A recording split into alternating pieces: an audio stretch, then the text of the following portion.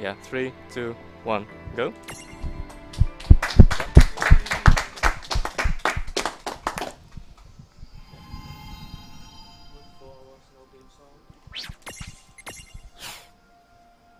Hello, hello, mates. Welcome to World of Final Fantasy. This is one of the newest titles in the Final Fantasy saga. It is a PS4 and PS Vita exclusive at this point. It was released last fall, so this is a relatively newer run. It's got kind of some of your typical elements of a turn-based Final Fantasy, and also some newer mechanics that are kind of like your more like monster catchy style RPG game, and it's adorable throughout the entire thing. So right now, Kawai's just getting through your typical introductory cutscene. Fortunately, in 2017, there's cutscene skips in every game. And he's just going to be doing some tutorial stuff that introduces the mechanics of how the battle system is going to work. You'll see him kind of mashing through here for the next little bit.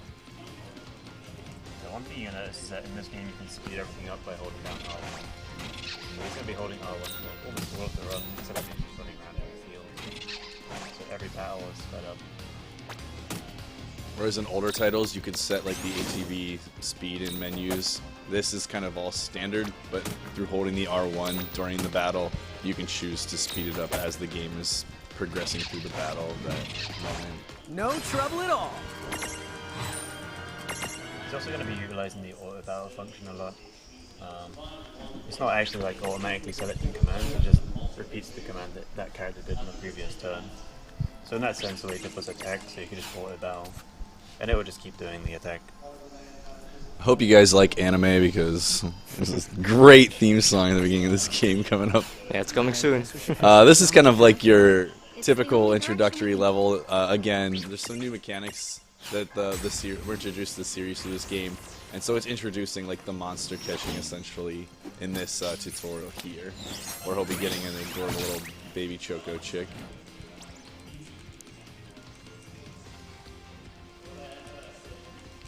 Each of the monsters in the game can be imprisoned, and that's like their turn for catching them. And each monster has some sort of what is called the Prism Tunity, which is some action that you need to do in order to make the monster catchable. And in this case, it's just simply to physically attack the Choco Chick, which the game essentially forces you to do. But you'll kind of see, we won't catch that many creatures throughout the run, very few actually, but you'll see that they're kind of, there are a couple that have various unique Prism Tunities. Yeah, some of them will require you to use certain elements on them, or to get them low on HP, or to get a critical hit on them to be able to catch them. So they don't necessarily have to be low on There you HP. I'm a star. The Choco Chick is used quite a bit later on. So here he's going to be opening and closing the menu a whole bunch. This is kind of a silly tech that skips the dialogue. If you would have gone straight here, you'd have to listen to all of the dialogue before it actually lets him skip the cutscene. But by opening and closing the menu, it skips through the dialogue for each menu that he does. It's kind of a shame because the dialogue in this game is amazing. Oh yeah, well we'll get to hear a bunch of it anyway. Yeah, absolutely. There's not that many places where you can, where it saves time to skip the dialogue.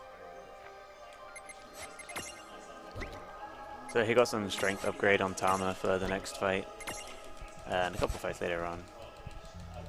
So unlike other monster catchers, you don't actually like summon the monsters into battle once you've begun. You actually organize what are called stacks based on the sizes of your characters and the monsters that you have in your party with you.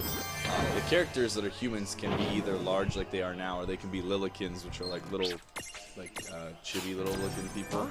And essentially you use the monsters' sizes to your advantage in order to create a stack of up to 3 of them, which essentially like pile up their strength and abilities onto one another, which allow them to do like have larger abilities that they can use and have their stats boosted. Yeah, so each stack has a large, medium, and small monster in it. When he's in the giant form, which he is now, they count as a giant or a large creature. And in the Lilkin form, they count as a medium, so it kind of changes how you build your stack depending on what character size you're using. You can switch between them anytime outside of battle, but not in battle. This fight is just a straight suicide fight. You kind of just hope to get countered on one of them, otherwise you have to wait for another behemoth turn and it takes a while. Task fight. Yeah, pretty good. Yeah, that's like an unwinnable fight. If we have time for a quick donation. Yeah, sure. In Dragpack donated $5. Hello Kawaii, good luck. Hope your run will be awesome this year. The Series A is great for the Final Fantasy speedrun community. Second stream. If you have any donations, just try and use the hashtag second stream, as we don't have different donation trackers. Thanks, Indy. So one thing you'll notice, we've just run into maybe a familiar character from another game in the series, which is the Final Fantasy 13 series in Chocoboco Lina. What's interesting and cool and fun to me about this game is it pays homage to like all of the former titles up to and including Final Fantasy 1. We'll visit essentially a number of levels and areas from former Final Fantasies and also partner up with a number of characters that everyone from that are fans of the series know and love, and it makes it like a nice, like nostalgic thing to do with the game, I suppose. Well, that certainly cost us a chunk of time. And whose fault is that? So I'm just going to get a couple of encounters here. Typically if it's a single enemy, he'll just kill it because it's a little bit more consistent than running away. But if there's two enemies that he encounters, he'll probably try and escape. Oh, you normally escape to enemies in this this area? I do. Okay. I mean, it isn't a big difference, since the fights pretty quickly. Yeah. Kind of depends on your RNG, whether you get to escape the first turn or not. Yeah, escaping is a little bit random. Each character gets their own escape command. You don't like hold down the triggers or anything like in other games. Oh, So that was kind of unlucky. feels bad, man. So each enemy takes 2 turns to attack. So there, if he killed them all, that would have been the end of the fight there anyway. Unless he missed an attack.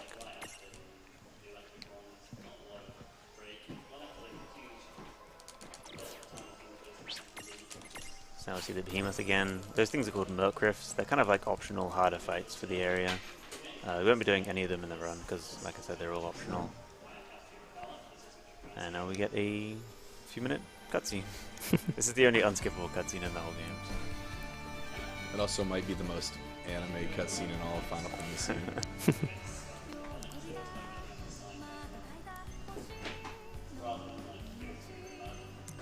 Could use the time to introduce yourself.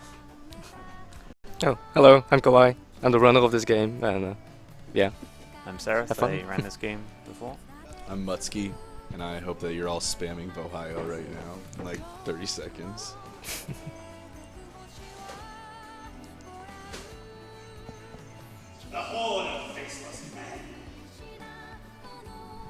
Well then.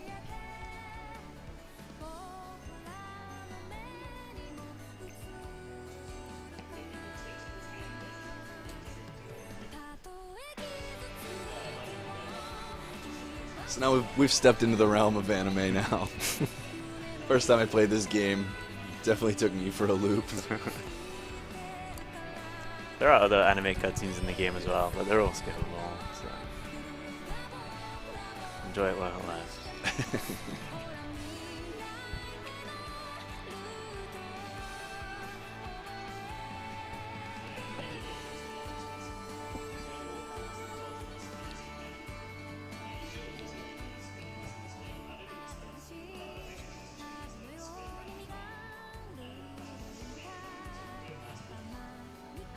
So you can kind of see a lot of the characters and things from the other games in here, like the Magitek armor from FF6. And you get your more typical bomber or enemies like the bomb and the Airyman and the behemoth that we already saw. It did a pretty good job of including most of what fans of this series would expect to see in a game that wants to reference other games. Yeah, they kind of included more characters from the better games and no characters from the really bad game. I'm trying to start a debate about the best Final Fantasy. If there's a game for that debate to be had, it's this one. Titus, best character, for sure.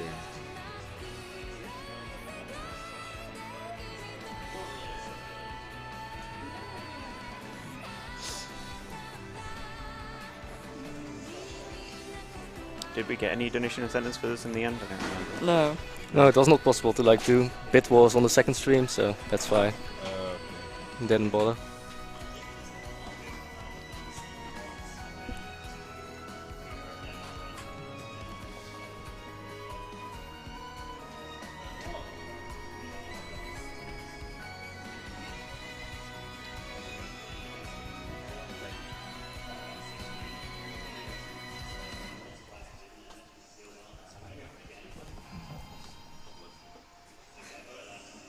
Hey, sis, is that a town over there at the end of the bridge?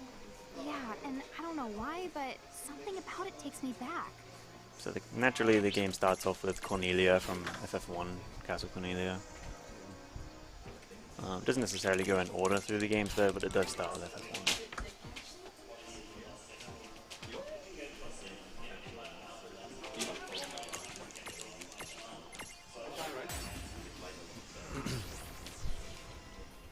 So this forced battle here is introducing you to essentially like the antagonists minions of the game, because so far like we haven't really gotten much with the story as to why Rain and Lan are here and why they're doing what they're doing yet.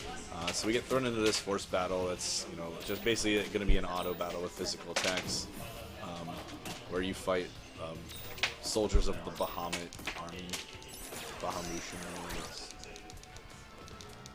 Yeah, the fight is just 6 auto attacks, and then at the end, Lan will try and imprison one of them for story reasons. Basically, it's introducing you to the idea that at the start of a fight, if there is like a chain that falls down with the enemies that appear, then you're not able to imprison them because they already belong to someone else, which is the Bahamutian army, essentially. So again, they're just kind of skipping the dialogue by opening the menu over and over. There's not too much of that, it's mostly early on and then it kind of stops later because the areas get bigger. So you hear all the dialogue anyway. If you watch some of the I guess not NPC movement, but some of the movement of your partner, whichever one you are controlling, they often get stuck on stuff. And it's pretty entertaining. If you watch Lan flailing to get down the stairs there a moment ago.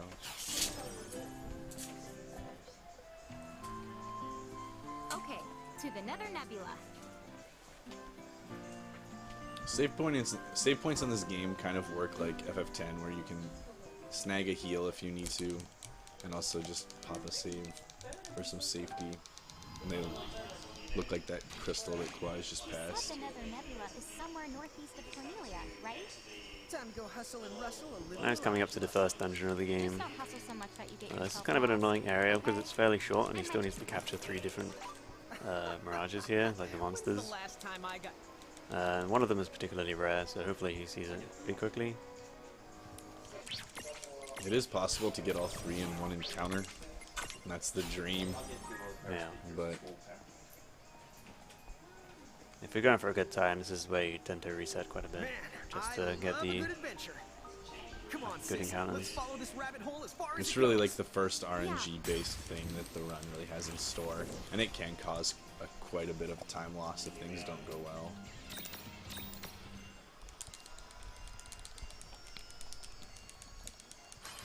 So for now he's going to be escaping anything he doesn't need.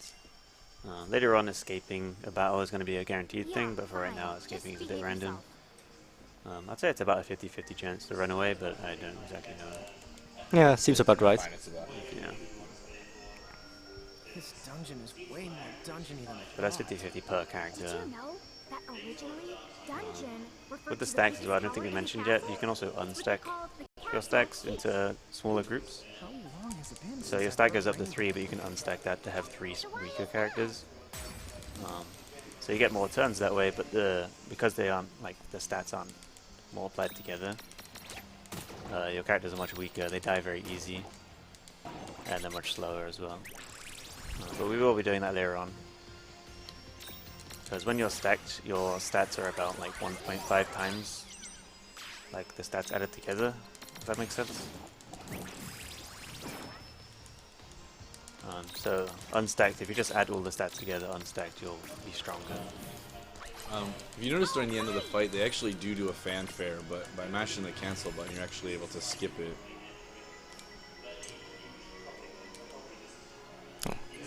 Fine. Looks good. Seems Press the good. wrong button. Rip. He's already done this once, but there are a number of dungeons, almost all of them in fact, that have this blockade in the way. It's called a gimme golem, and essentially when you speak with it, it asks you to provide an item for you to allow you to pass. And typically speaking, like, you'll just need to meander around through the areas of the dungeon that are accessible at that point until you find the item. And this one is just placed in the chest that he chose immediately before. It's not really out of the way. Yeah, it's kind of to like encourage you to explore the dungeons. Yeah, exactly. And not just run straight through. They're typically not too far out of the way. Alright, so we still haven't gotten the encounter with the floating eye, which is the more rare of the mirages.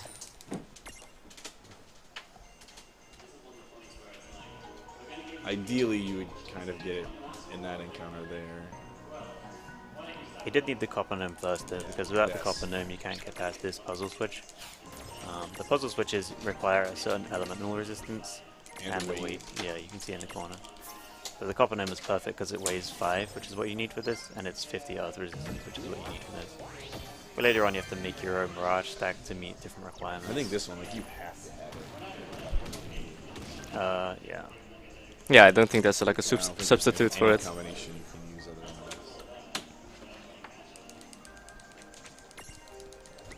this. So this one's 75 earth resistance, so this time he has to add the Joker Chick, which has 25, and then the copper gnome. The way he's going now is actually kind of optional. He gets an Earth Hammer and a Phoenix Down. He doesn't really need either of those, but since he still needs the Floating Eye, he has to kind of run around in circles in a bit later anyway, so it's kind of worth going out of your way, because this does save time. The Earth Hammer is just like a battle item in this game in which you can essentially have it. There's Nice. various items to varying degrees of for each element that do fixed elemental damage, which become critical through the run. So this is the encounter that he needed before getting to the end of the screen. And Floating Eye has kind of an interesting prism tunity where you don't actually need to attack it at all. You just need to KO every other mirage on the screen, and then it becomes imprisonable, which is kind of a unique one early on.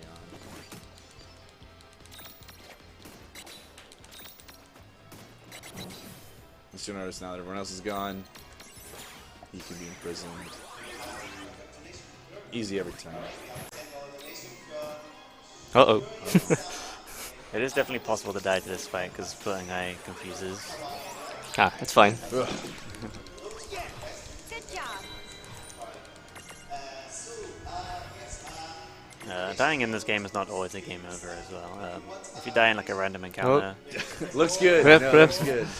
if you die in a random encounter, it sends you back to the Ninewood Hills, the kind of hub town of the game. If you die to a boss fight, it's a game over though. But there's a save point before every boss fight, so Do we have time for some quick donations? Sure. We have a $50 donation from Vulajin. Hashtag second stream. I'm going to have to go to bed soon, so this makes 2 World of Final Fantasy marathon runs I've slept through. The other one being RPG Limit Break. Good luck, Kawai. Hi to Sheriff and Kevin. Don't clap while holding a microphone and make sure to hold it close to your mouth at a consistent distance while talking. Vulcan, I don't even know why you're watching this stream. Maybe some randomizer to play. Mutt. We also have a $10 donation from Revenues. Hey Kawai and the gang, you know who you are. Good luck on the run. Sadly I cannot be there due to work, but I'm with you in spirit. Much love to the FF community. Sir Hype. Hashtag second stream. Shoutouts to Rev. So now he's just quickly adding the 2 mediums that he caught, the Floating Eye and the Copper Gnome. Since he had nothing else in his stack at this point, it's just a complete like stat increase at this point. But now he has full stacks, so So this is the first fight where you can actually game over on. You can tell by like the red aura surrounding the fight. You have your choice of either battling Shiva, Ifrit, or Ramu. And he chooses Ramu because you're rewarded with like a baby Ramu Mirage at the end. Right. Zapped. we used to fight Shiva here because we have Foxfire from Karma to do fire damage to Shiva. But we found out we can get Channel Element Earth on both of these characters to do decent damage to Ramu, because Ramu's weak to Earth. Personally here I only use Lan's attack twice, because he has a really long animation that's actually not worth using. But you want to make sure you defend with Lan, especially before the Judgment Bolt, because Lan is really weak to lightning. Raiden, to a lesser extent, it still does a lot of damage to her. But Lan takes like 400 damage-ish if you don't defend.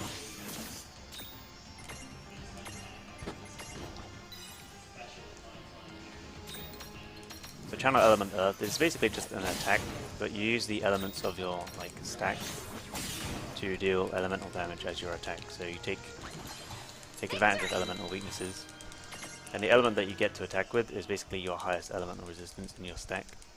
So each of the 2 stacks we have here are like they have their highest is Earth resistance, so they get Channel Element Earth as their ability.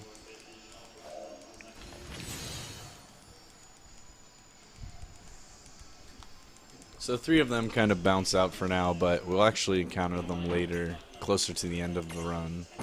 So like I said, now we get this adorable little floating black mage, Blue Rhapsody looking guy, named Mafunian. We have a $10 donation from Shuin-sama. I hope this reaches the World of Final Fantasy stream. Good luck, KaWaiNL. Represent us Dutch people. And hello to one of the best streamers out there, my boy Sheriff. Enjoy. I could have swore it was going to be Muskie at the end of that sentence. I was waiting for that. Me too.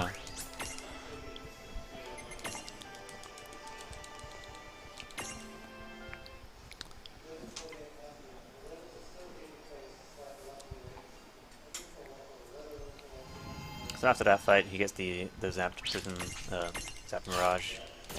It's not going to be used too much, but it will be used later on.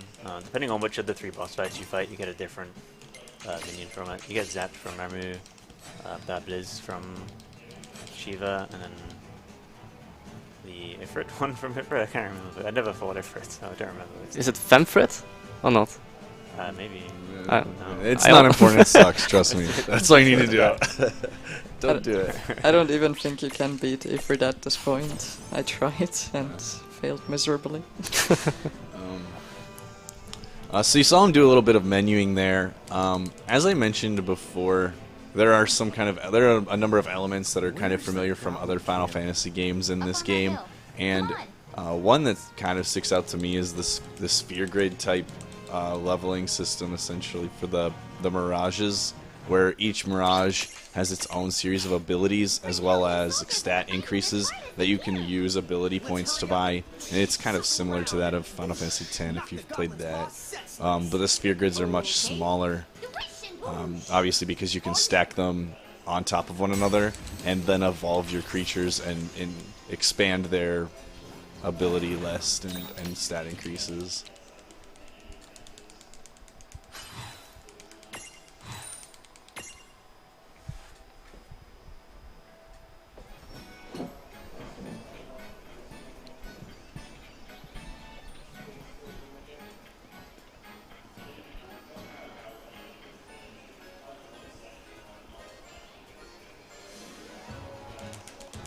Shasteria is going to get a couple of ethers. The first couple areas he's kind of picking up some items that sell for a decent amount, because he's going to need to be buying quite a few items later on.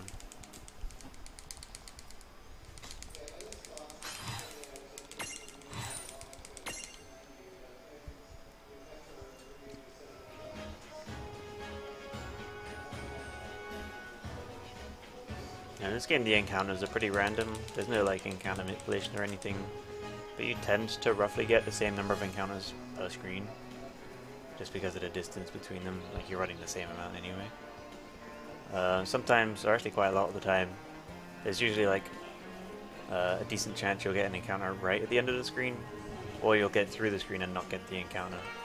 Because each time you go through an area transition, you won't, like your chance to get an encounter resets.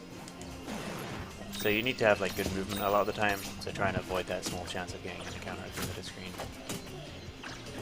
So here's encountered the Black Neck, the little dogs. He needs to imprison one of these. Quite lucky to get it because it can be quite rare and tricky to get, so that's quite nice. That's another kind of a reset point, but he's getting quite lucky so far with the mirages that he needs to get. There's only really one more random mirage in the next area.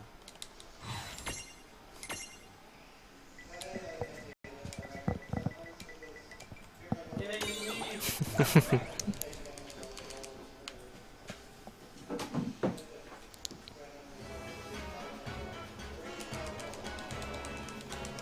fight here is it 4 goblins, I think?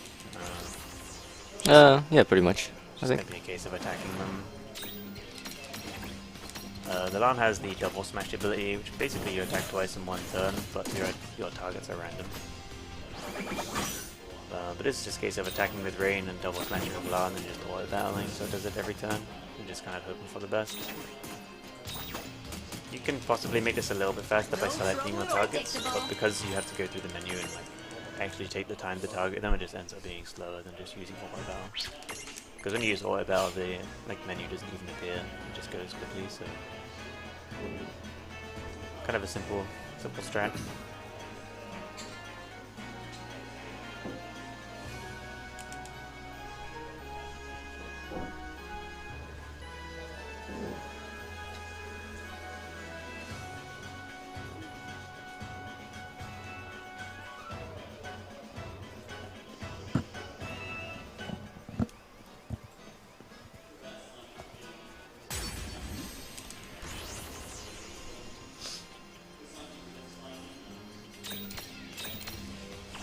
Well, all these black necks. All the black necks.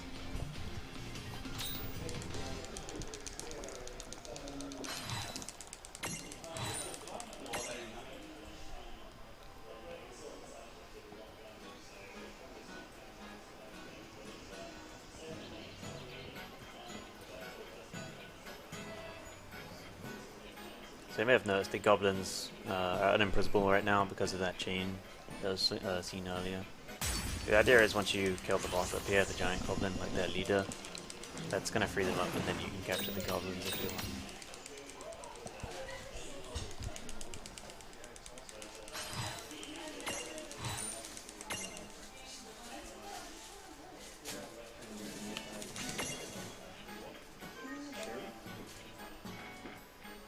Quick safety save.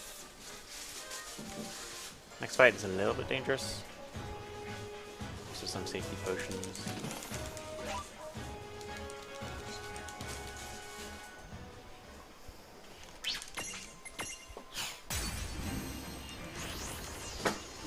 So in this fight you have the Bamhushan Commander and the Giant Goblin.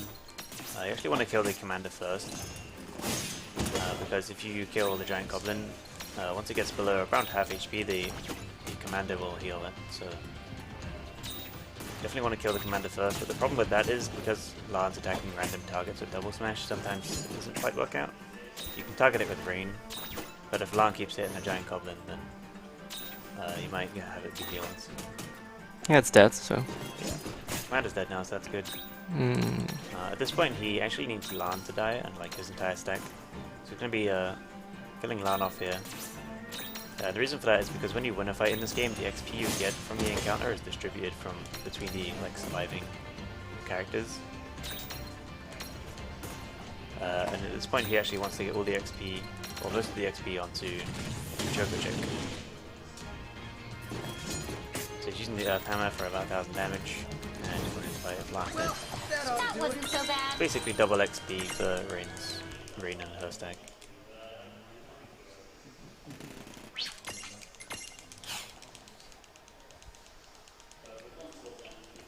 And the reason we want to get the XP onto Choco Chick is because soon we'll be able to transform that into a different type of Choco Chick that has the flee ability.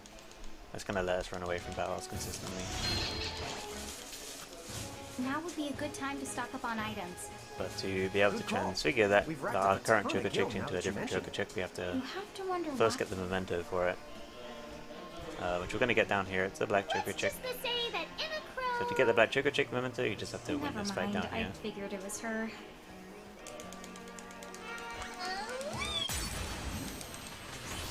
But to win the fight actually takes quite a while. The Prism opportunity thing for this fight is to actually heal the monster, which is kind of an unusual one. So we're just going to be throwing a few potions. For every time you do the Prism opportunity, you increase your chance of being able to imprison it. So in this case, like for each potion we throw, for each time we heal it, we're increasing that chance. You can kind of see like the glow and the sound. Yeah, that it comes kind of from speeds up. Yeah. So now that we have the black choco chick, when you go into like your prism case, like whatever it's called, you can shift any relative mirage into that mirage. So now we can turn our normal choco chick into a black choco chick whenever we choose. Yeah, I'll do that in like half a minute. Yeah. You do need to unlock the thing on the Yeah, mirage on the board to be mirage able to board, do it. Then.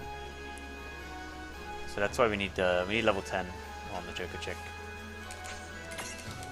to unlock the black Joker Chick from the Joker Chick's board, and then we can transfigure it into the black Joker Chick. So kind of there's like these family systems, I guess, with each type of mirage. Like the floating eye we have now, it kind of belongs to the Ariman family and the Lua family. So there's like 4 different floating eyes.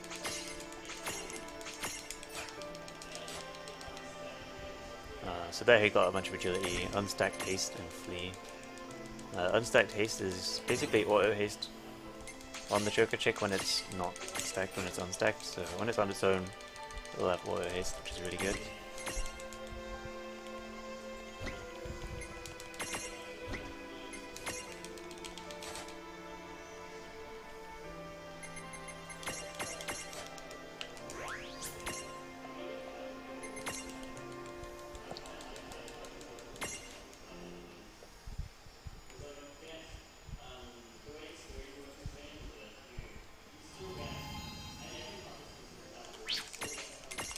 So now the giant goblin is dead, we have to get back to Cornelia and find out where to go next. Okay. Which is Saronia from F3. Yeah.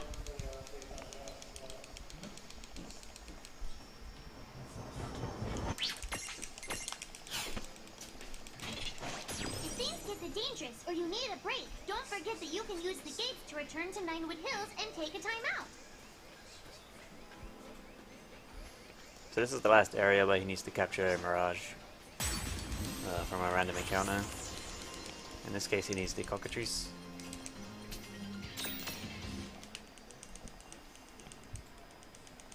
The reason he needs the Cockatrice is because it has a Sizzle ability, it's like a field ability. In this game there's quite a few different kind of field abilities. There's like a Zap and Chill and Sizzle, Smash. Must be seeing a few of them. Some of them are required, like Sizzle is required in the next area. And basically they're like just obstacles that you have to get rid of. The game kind of just wants to check that you actually are capturing mirages in the area. They don't really do anything, but they are required for you to progress through dungeons sometimes. So the Sizzle ability is something that just kind of melts ice blocks that are in the way.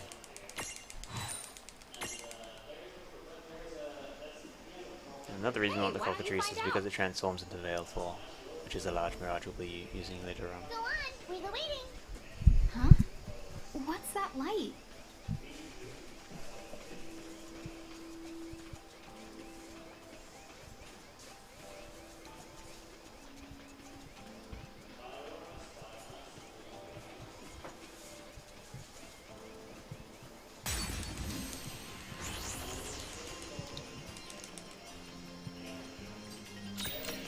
Not seen that Cockatrice yet. He should get one more encounter before you have to force more encounters.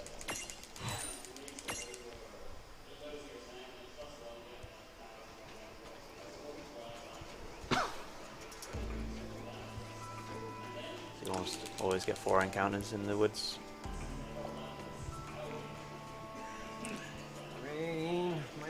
Chad has a very important question for you. Talking about it only makes it worse. Why does no one question the way that one creature that talks? Oh boy. Wouldn't it be great if the mirages in our stacks could just carry us around? She talks perfectly Oh, normal. come on. It's not that simple. Perfectly the normal.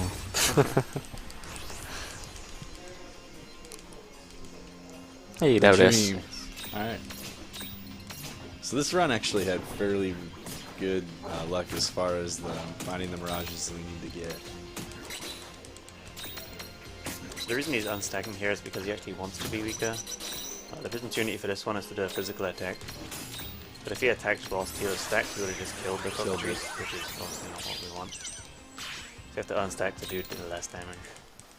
and be able to attack multiple times to increase our chances of imprisoning it.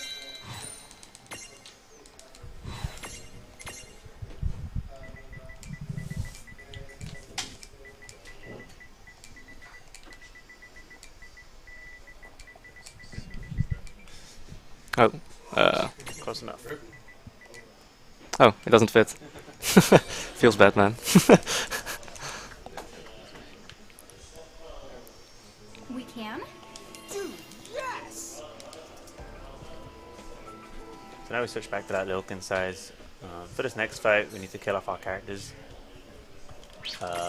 If we stayed in the giant form, we have more HP. We have more strength, but we also have more HP. So it actually takes longer to kill ourselves off. But in this case, we went Lilkin, but we don't have any stacks. So the enemy does a lot of damage to us and speeds the whole fight up. Because we're just a medium Mirage, basically, and just on our own. So.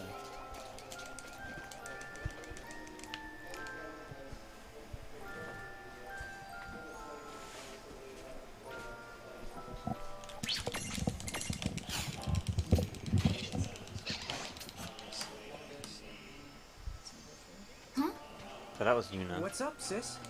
Oh, it's probably nothing. This chest has a teleport crystal. This is an item you can reuse over and over, and what it does is just takes you back to the start of the dungeon that you're in. It's kind of a small time save in some areas, a couple dungeons that are like less linear.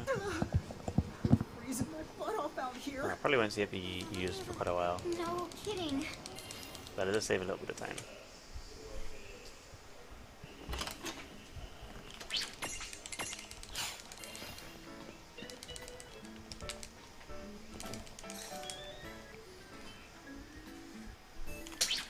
So the story makes us just go into this inn before being able to go to the next area. Oh, the cold doesn't seem half as bad now. Thank you, magic warmer thing. Yeah, it gives you this Warlock's Warmer, otherwise you wouldn't be able to go into this ice storm. Saronia, here we come!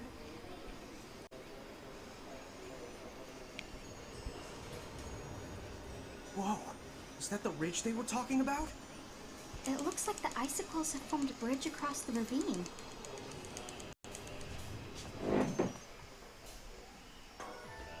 So this area is kind of similar to an area from FF13, but not really. It's not like Yeah. strictly from 13. It's not named after it or anything, but kind of looks like it. Yeah, now that you mention it, indeed.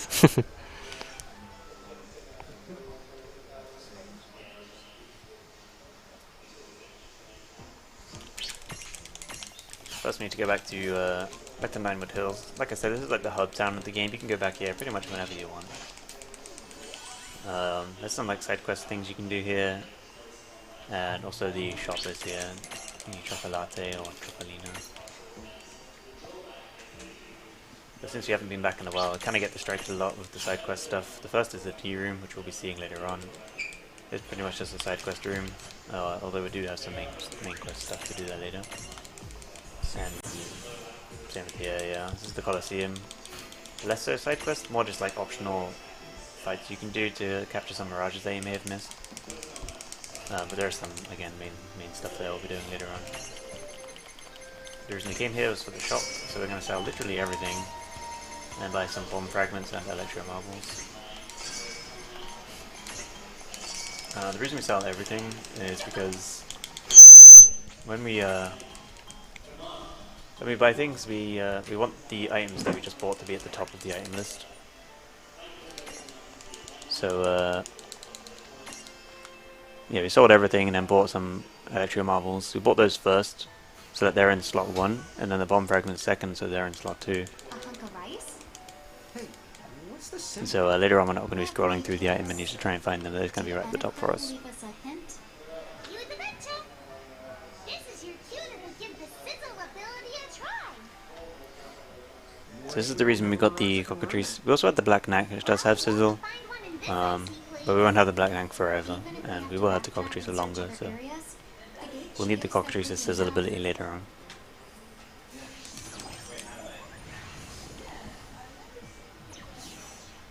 Oh, it melted. Thanks, Sizzle. Thanks indeed. Let's keep going. Annoyingly, we don't need this chest here, but there's no way to avoid bumping into it. Like, you can't solve the puzzle without moving there. There's no way to turn this slide. We'll need to plan ahead.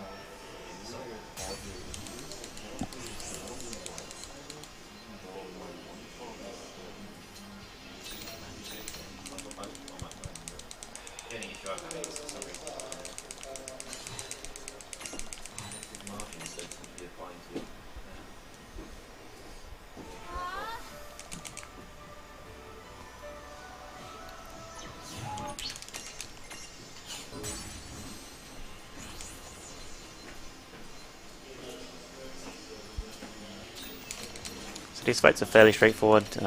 Similar to the goblins, we can't imprison these yet. This is the main reason we got the black neck instead of just capturing the white neck here, is because you can't imprison the white necks until you beat the boss of this area.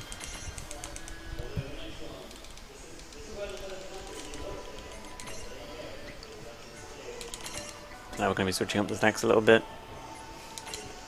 Putting the black neck on because we want it to get the XP. The Mirages in reserve do get some XP, but it's like a fraction of the XP you get if they're actually in the fight. Especially if you include suiciding off characters to get the XP more onto one Mirage, which we will be doing for the black neck. Cockatrice we switched in kind of for the same reason, we wanted to get XP. But also it has the fire ability, which we'll be using against the white necks we just saw. There's more of those enemies we have to kill. And they're weak to fire, so we can just use the Cockatrice's fire to kill those. As well as the red fang ability from the black neck, which is fire damage. To kill off white necks. So now we can just one-shot each of the white necks that we have to fight. There's 2 more forced encounters with them. So they'll get much faster now.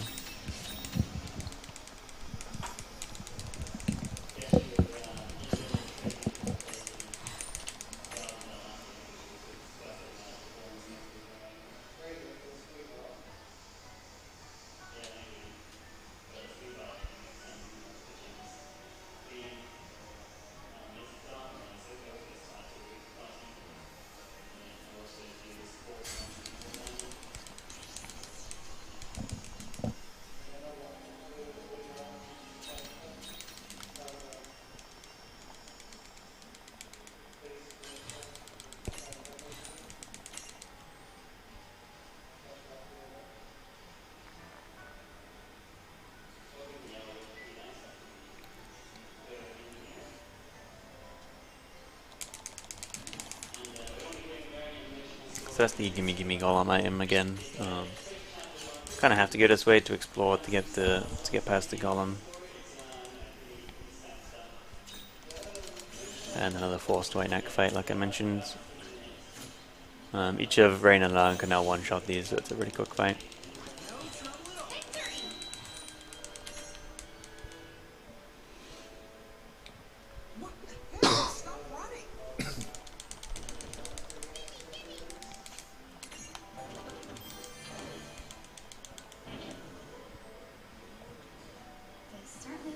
So you have to be able to clear that golem to be able to solve the puzzle and leave the puzzle from this direction. Without getting rid of that gimme gimme golem, you can't get past there.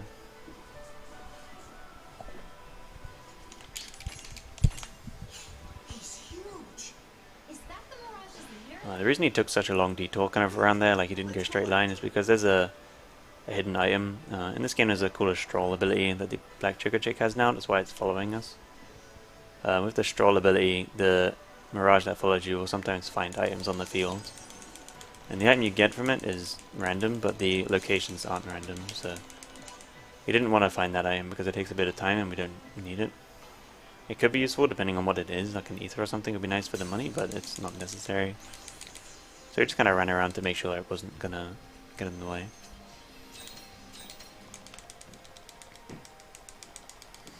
Also we did the optional chest there in that last puzzle, which is an elixir. In this game elixirs sell for quite a lot of money. So that's obviously going to be used to buy more items later on. And the items you buy in this game are pretty overpowered, as you'll see in the next fight, but also definitely even more so later on when we get the more powerful items.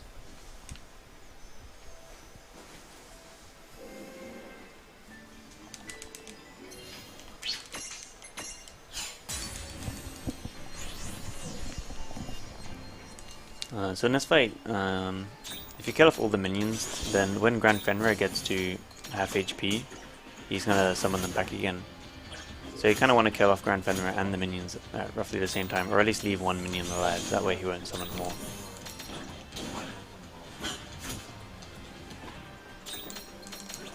And then by the end of this fight, he's going to want Rain Stack to be suicided, so the Black Knight gets more XP. But if you just like pay attention to the damage, the items do a base 500, and then with the added weakness, it does 750 damage per bomb fragment, which at this point in the game is a significant increase of the damage that we're able to deal.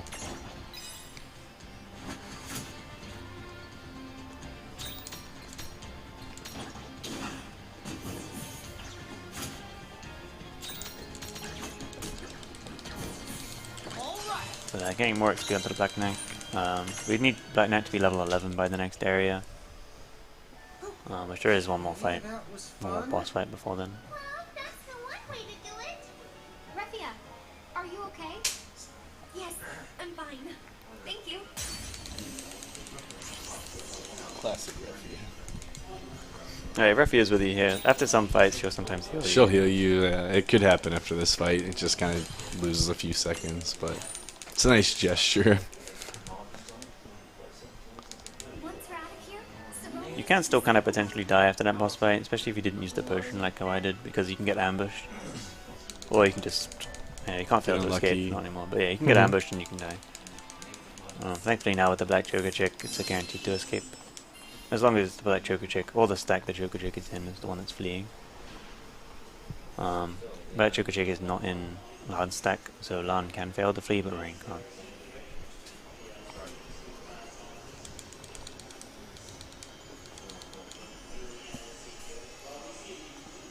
So now we've reached Saronia, which is a castle from FF3.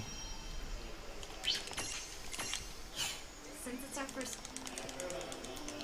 There's a few NPCs you just have to quickly talk to for story reasons. There's a couple points in the game where this is required. It doesn't take very long at all, though. You just kind of have to pop in, match through their text, a couple boxes, and then go to your objective. I know. How can it be so different from the next road over?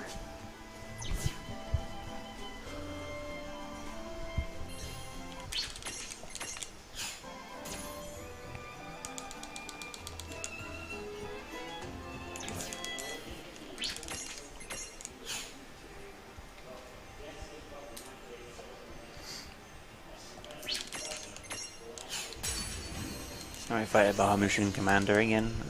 In this case we need to suicide only one. Well, normally you'd only suicide one Mirage, but with the strat Kawai is doing, that's not necessary, because he's just taking off a large Mirage, I suppose.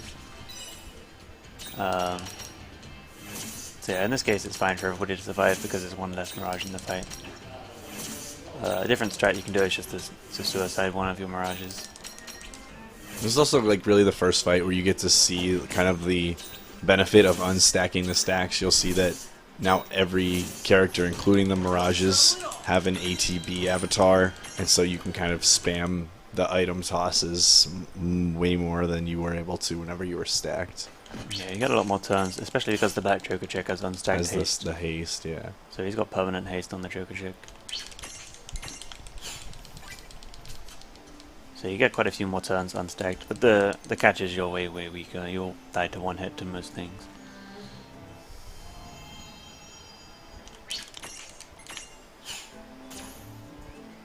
But to kind of counterbalance that, the Phoenix Downs in this game target everyone. So if you're unstacked and they're all dead, then just one Phoenix Down will raise everyone.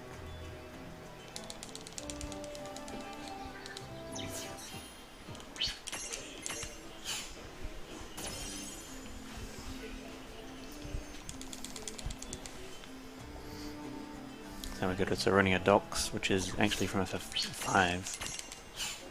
This is like my favorite area in the game. Yeah. I like Oh wow. I hated this area. This song's good. So this is the reason the Black Knight needed level 11. It's because he needs 10 SP to be able to transfigure into Fenrir. But the reason we need 11 because when he moves it into Fenrir, he'll need 11 to be able to get the Joyride ability, which you'll see in a moment. He's also getting the Flutter ability on the floating eye. Again, that's just another field ability like the Sizzle we've seen. Just let you go over some gaps. Over gaps, yeah. The Zapped gets Thunder and Enhanced Thunder, which increases Thunder damage. So now with the White Knight, to get to Fenrir, he's actually going to go over the top here with the abilities. The reason for this is, even though it's further on the grid, it actually costs less SP to go over the top, because the abilities in the middle cost like 4 and 5 or something. Yeah. And he needs the extra 1 SP here, so it's actually 11 to be able to get Joyrides. This increases the map movement pretty substantially.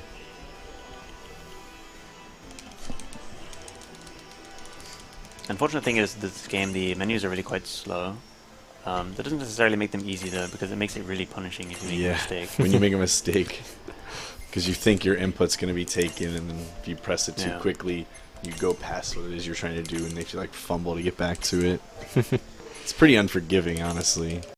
So sometimes it might look like he's menuing really slowly, but it's usually... it's really just the way the game menus are. What have we got? A cannon? So naturally, when we see this cannon, and some water to cross. Because why not? That's what I would do.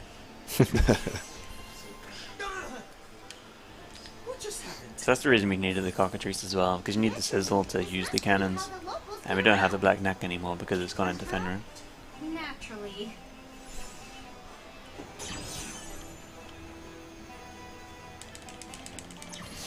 So now with the Fenrir, we can use Joyride to get around. Like Mutsuki said, that increases your map movement speed to get around faster. So also like thus decreases the amount of random encounters you can get. I think. No, maybe not. It does. I thought so. Yeah, the encounters aren't based on distance, but kind of based on steps, I guess. Yeah, I and guess with like this, how much you're walking. Yes, yeah. That's why I was like, it's kind of odd. Yeah. Thing, because you're moving the same amount of area, you're covering the same amount of ground, but basically we'll get less encounters now as we're going further. There's also different types and different speeds of Joyride in this game. Fenrir is one of the fastest, or second fastest. Same as the Behemoth, for the same speed. The fastest is the Robo-Chocobo, but that's really out of the way in the speedrun and not an option. It's only a little bit faster anyway. But there's some that are quite a bit slower, especially all the medium Mirage Joyrides, like the Chocobo is fairly slow. I think the Flan is actually slower than just running. Yeah, it is quite slow. the Flan's pretty. Like same with the Marlboro, that's also slower than just walking. So yeah, the Joyride we use is kind of important.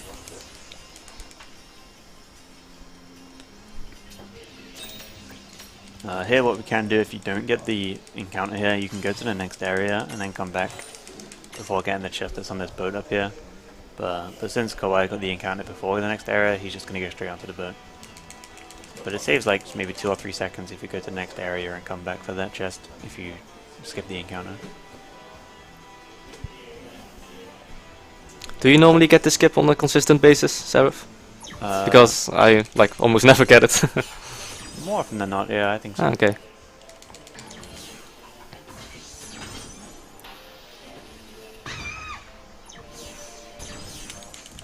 Rain screaming becomes a pretty common theme. It's pretty awesome in my opinion. So this kind of puzzle here is a bit back and forth. You have to raise and lower the water level here to be able to get to certain areas. So first you have to go to the right to raise the water level, and then go all the way to the left to get the chest, and then all the way back to the right again to lower the water level again before you can continue. Again, I think it's more so to get you to mess around with the field abilities and to just explore the area. Kind of forces you to do that then. Yeah. I think they kind of took the complaints from 13 being linear. Yeah, exactly. Made these dungeons. And so although it has the linear style map, you do in fact have to kind of check out most of it in a lot of the areas. Ah!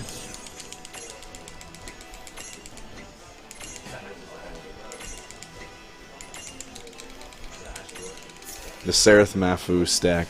I always wanted to see.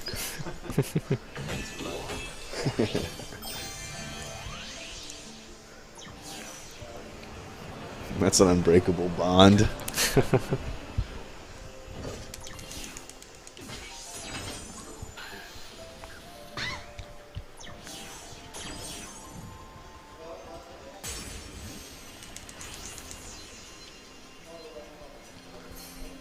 So all that detour is just to get the golem item to get onto the boat. If that wasn't required, you could just go straight up, but you have to do this massive detour to be able to go up.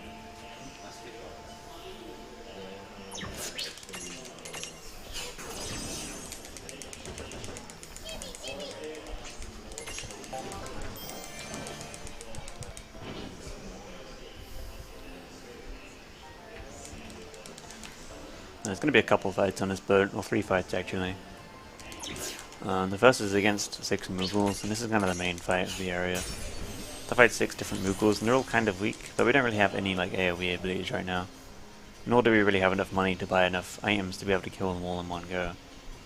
Because that'd be 6 Electro Marbles that are required. So we do have 3 Electro Marbles, and then we've got just enough magic to be able to one-shot these with Thunder. It's kind of the whole reason we kind of made the stacks the way we have. Got the enhanced Thunder on Zap. And if we were doing like 2 less damage or something on the Thunder, we wouldn't be one-shotting these. Good job. It's really pretty precise.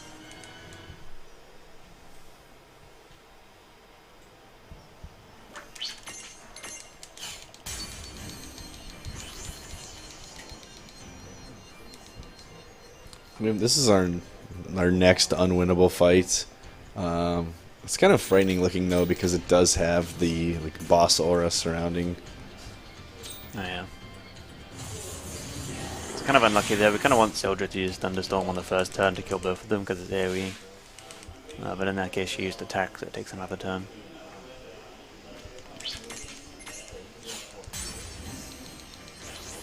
And then we have some banter with Ferris, and now the Bahamutian commander comes and we're friends. After she just beat us up. So this fight ends on his 3rd turn. So you can just do anything. We found Escape to be the fastest because there's no animation attached to it and it resets your ATB all the way. In this game if you defend, it only resets your ATB like 50%, so you get your turn again faster. So you'd have to defend twice as much.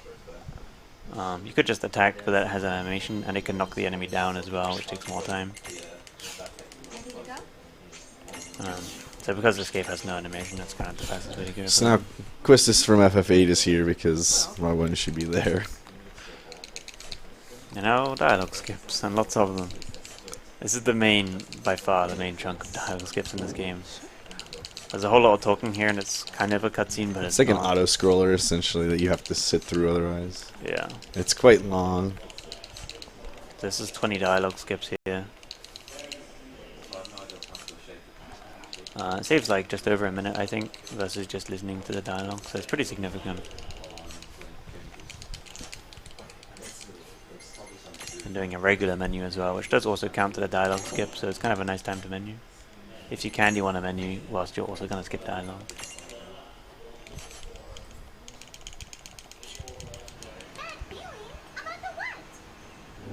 It only saves half a minute, by the way. With the skips, it's 40 seconds, and if you don't skip it at all, it's 1 minute and 10 seconds.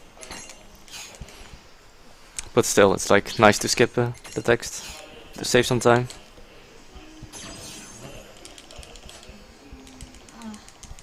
Don't ask me. I have a small quiz for our chat. What do you think does Dark Souls have in common with this game? You have 2 minutes to reply.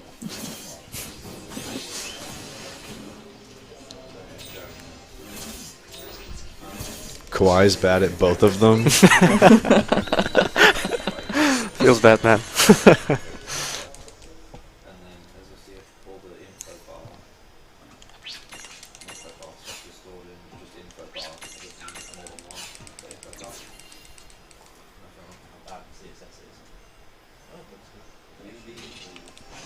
got a pretty annoying mini game here. We just have to avoid the sharks. Thankfully, the pattern for the sharks is always the same, so we shouldn't get an encounter here. I think you jinxed me. I was gonna say it would be a shame if you got an encounter here. It's still kind of harder than it looks, to be honest. It's definitely easy to mess it up. The enemies here are quite strong, and they're kind of supposed to kill you if you encounter them, but we have the flee ability, so we can just get away if we do get an encounter. It's not the end of the world, but obviously there's a time loss. So, shall we be on our way? Off we go! Take it away. Let's go!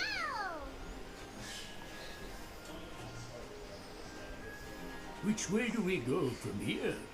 So the sharks move at different speeds, and also travel further left and further right than the other ones sometimes. So it's a little bit deceiving, because you don't, unless you remember it, you don't really know how far the shark is going to swim before turning around.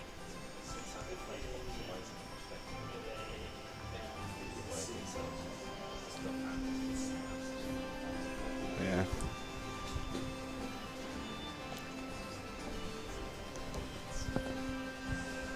Oh, What is it? So far chat hasn't guessed right. I'm assuming like some of the things that they said are actually true, but what I meant to say is both games have mimic chests, which actually starts in the last area at the harbor. Right, so... Yeah, they're like chests who are fake, and if you open them, you have to like fight a mimic, and you get bamboozled. It's possible in the rock. Luckily enough, it's always like the same chest, so as long as I don't open them, it should be fine. When I originally ran this game, I actually routed a mimic fight in for the elixir drop.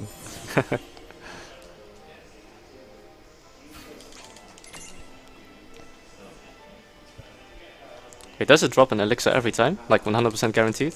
I never didn't get it, Yeah. but I'm also super freaking lucky, obviously. Because the best. So again here selling everything, so the damage items he buys are going to be at the top, except the first skills that he picked up, because we kind of want those. And then buying pretty specific amounts of damage items from other types. The lightning marble and the dragon scale are definitely going to be by far the most frequently abundant item that we're going to be carrying around with us for battles. Yes, They're pretty OP, especially early on and continuously throughout basically the rest of the game. yeah, they're not the strongest damage item in the game, but they're the strongest that you can buy. And they're relatively inexpensive. Right. So they deal 1500 damage as base damage, and then obviously they're elemental as well, so they can do up to 3000 damage. Yeah, watch it. Man, I wish I was But also what's really nice about them is because when you're unstacked, you're weak with stats. But that doesn't mean you're weak with items if you're unstacked, so... later on we're going to just be unstacking our team and throwing a ton of items. I was listening. So Tama, could you tell us more about exploiting resistances? I think Sereth can. Would you stop? Right.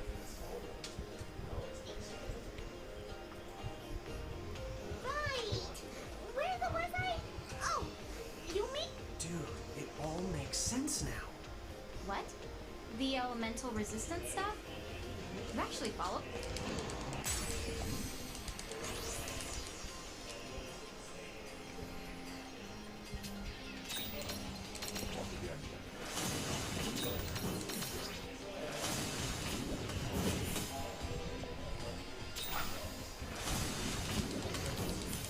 that wasn't so bad? On top of the typical small, medium, and large mirages, there's also extra large mirages that you can acquire, which you're forced to acquire a number of later in the game.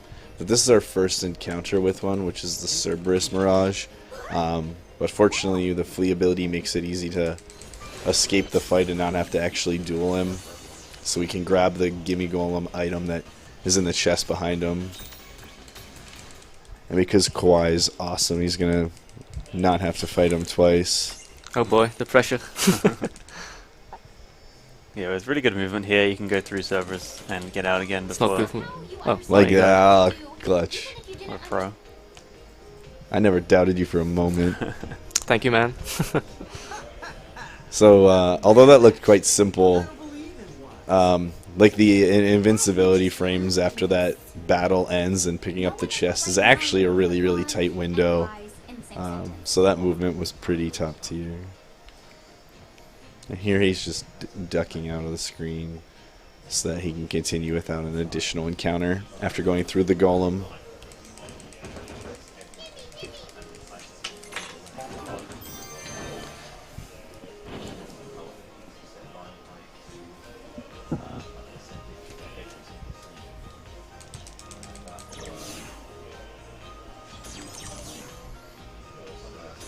It's a good move. Yeah.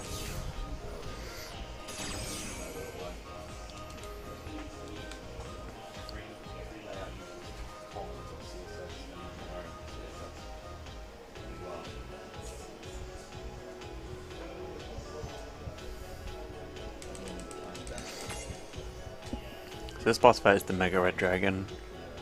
I thought it was called the Mama Red Dragon for so long. I always called it Mama Dragon. That's a better name. I thought so. When she reaches half HP, she'll do like a Flare Star ability, which will just wipe the party pretty much. So the reason he uses a normal Frigicite first before the solid is because that's gonna do just less than half. And then we'll do 2 solid Frigicites, which is more damage to like kind of finish the fight before it's able to do the Flare Star. I like how you referred to it as a she because it's a mama. It's a Mama Dragon. Thank you.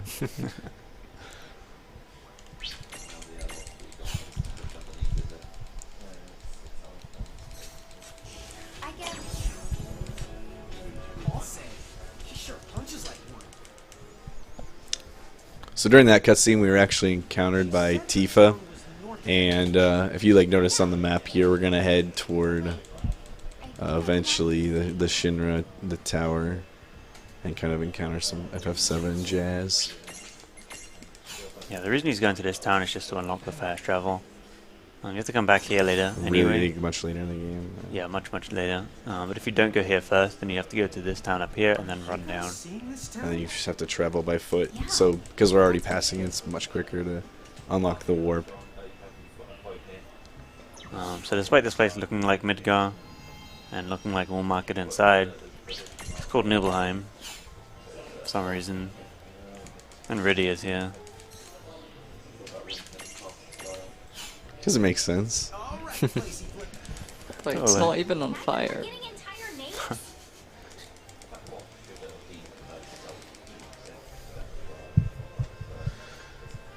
Valley 7 is east of the hill. And we're heading to Valley 7, which is by far my favorite area in the game, without a doubt. For reasons unexplained. I'll let the game take you through it on its own.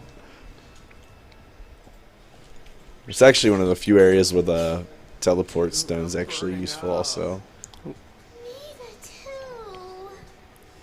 Just think about cold things. So he's going to be grabbing an agility seed here. This is item you can put onto the Mirage board to increase agility. There's like some blank spaces you can fill up with different seeds. Alright, so one of the best glitches in this game actually doesn't save any time at all. But it's an audio glitch in which whenever the dialogue is being spoken and then an action like a menu or the stack or any kind of like chest opening or anything, the audio resets and it'll just continually resetting until you leave the screen or let it play through. And this is probably my favorite dialogue in the game. Like I said, Rain has some pretty solid screaming dialogue, and this is my favorite for sure. It's like 500 degrees in here. Why were you sneezing? It's like 500 degrees in. He was just checking the map, make sure he's going the right way, that's all. Yeah, it's a pretty hard dungeon.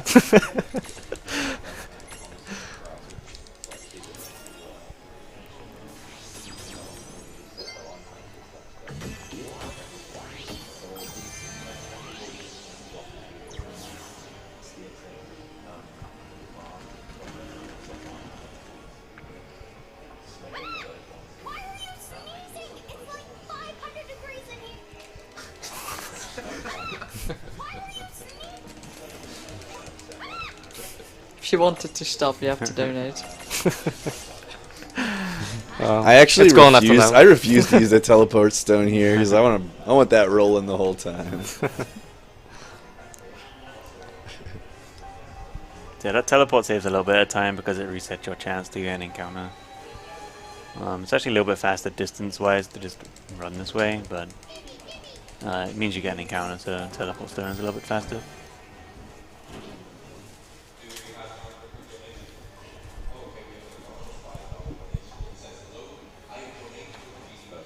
So that lava up there, you need to use the chill ability to clear it, which we don't have, and also it's I think the only field ability that you don't actually need at any point. Or the one place you do kind of need it is also just given to you, so Mm-hmm. you're never required to have a Mirage with chill. She went back this way, right? Also here he's going to take this Smash tutorial by running into these rocks. We don't have Smash yet and we're not going to be using it for quite a while. But it's much more convenient to take this tutorial now than it is to take it later. If you take it later, you kind of have to sit through a bunch of extra dialogue to be able to smash some rocks to be able to get the tutorial. But by taking it now, you basically don't have to take the tutorial later at a less convenient time. So this fight is basically the reason we picked up those fish scales back in Saronia. They just died to these. You can also use the dragon scales on these, of course, but fish scales are much cheaper. Money's pretty tight in this game.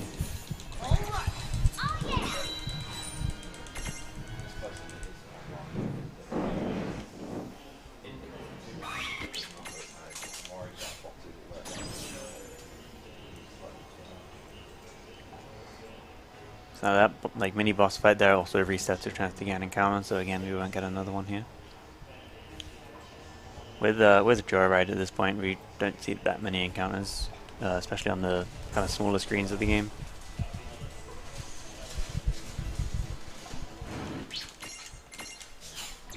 Okay, let's press on Lon.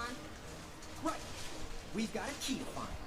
This next screen though is really it's pretty tough to avoid an encounter on, especially if he's gonna safety save. Which I Yeah. imagine he will. You're coming. I'm gonna do a safety save, so You'll, I'll probably gonna get an encounter at the end. Yeah, even though there's like a very small distance here between the save and just going straight out the left, the screen is really tight on skipping the encounter, to the point where if you touch the save, you're probably going to get the encounter, Really bad. and if you skip that save, then you probably won't. But even then, it's even like then, you still might. Yeah. it's up on the air. Yeah, Let's get this over with. he didn't get it. I got it. That's actually awesome.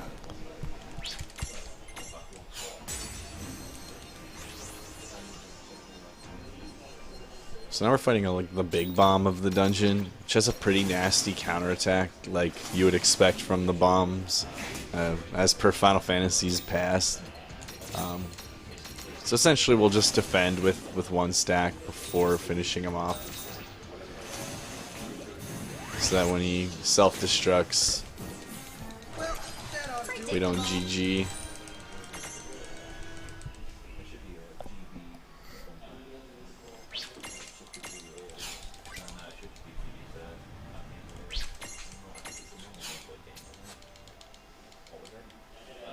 So with those anime cutscenes, you're gonna have to wait a little bit extra time to be able to skip them, which can throw you off sometimes, and you'll like skip cutscene timing.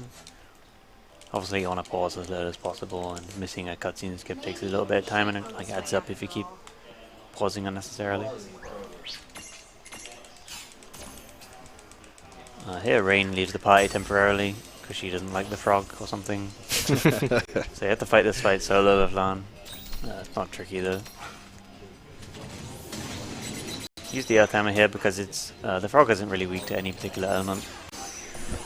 The Earth Hammer is just kind of just a spare item. I actually think it doesn't. I think it has resistance to like everything. Yeah. Well, the resistances in this game like always add up in some way to be 0. So if you take like, it's probably like 25 resistance to everything, but then like minus 200 to something else or something. It always equals 0 if you take all the resistances it's strong to and all the resistances it's weak to. It's almost always 0. So some things like minus 100 to fire, it's probably plus 100 to ice or something to be 0. But the resistances in this game are also kind of just busted because the water and lightning elements are just way stronger. There's way more things that are weak to water and lightning in this game than there is fire and ice.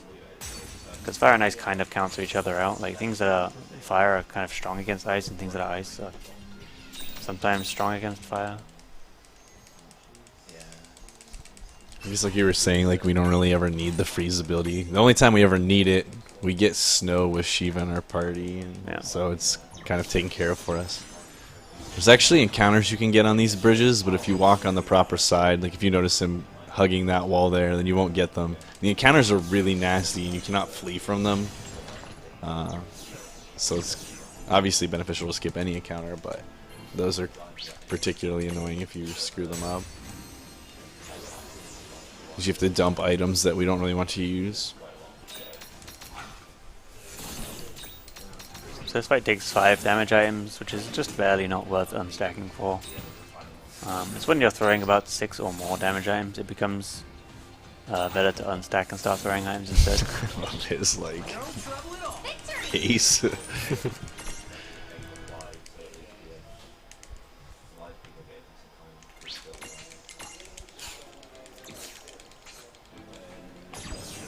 Say bye to the hero.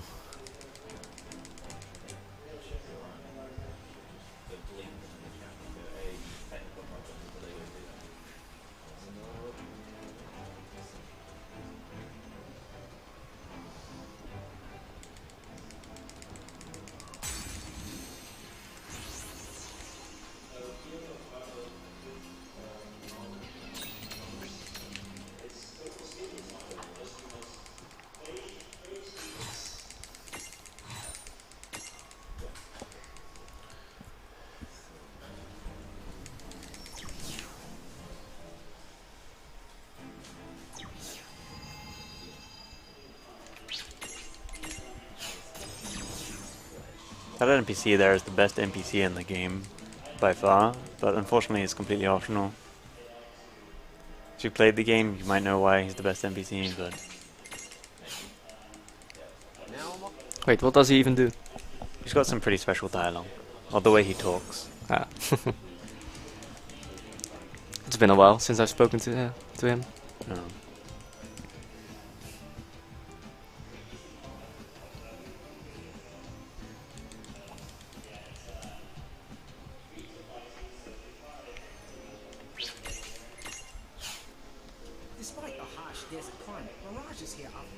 This area is actually quite tricky whenever you first play casually. Basically, each of the screens are like the same map layout, but you know, some of the entrances and exits that you can take will progress you through the dungeon, and others will not. But it's actually, when you know the correct path, it's a pretty quick clear. You can use the map and kind of gauge which directions you've tried and which not, and kind of use process of elimination if you're new to the game. But it's only like, I think, like 3 times that you have to clear it properly. The correct path always has the cactuar statue at the end of it, so... Actually, did not know that.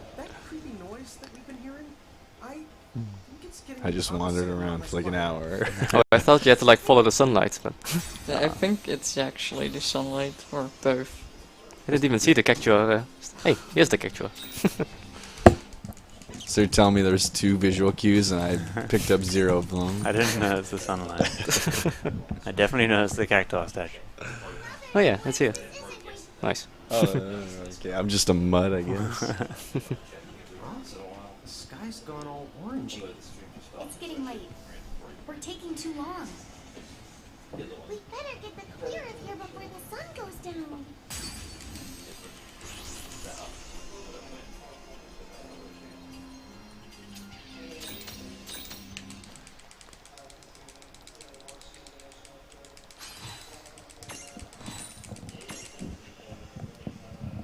Yeah, it's a pretty short dungeon. There's no chest here or anything worth picking up. There is a chest on the next screen I'll probably grab because it's right there. It's just a couple high potions for safety. It's not out of the way or anything. Nah, No? we need that. Well, never mind, I'm a liar. I do save here, because sometimes you can randomly die in the next fight. if you get bad luck.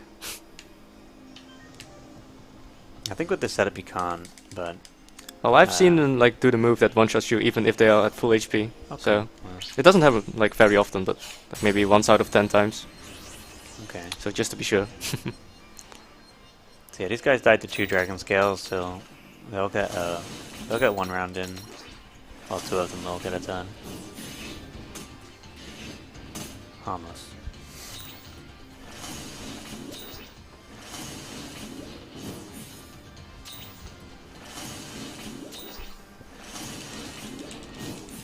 Well, that ought to do it. Predictable.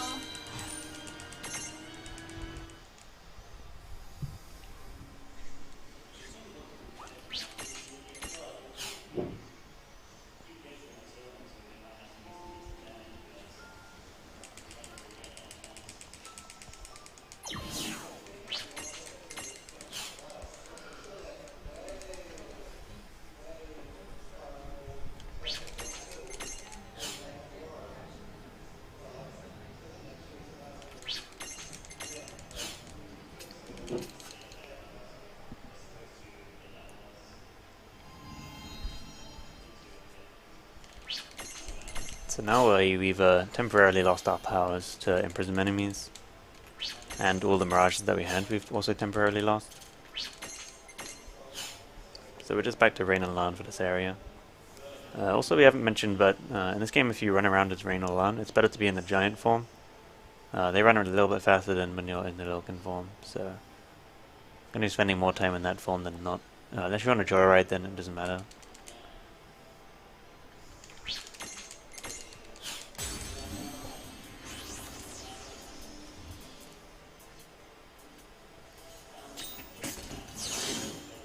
This is another forced loss.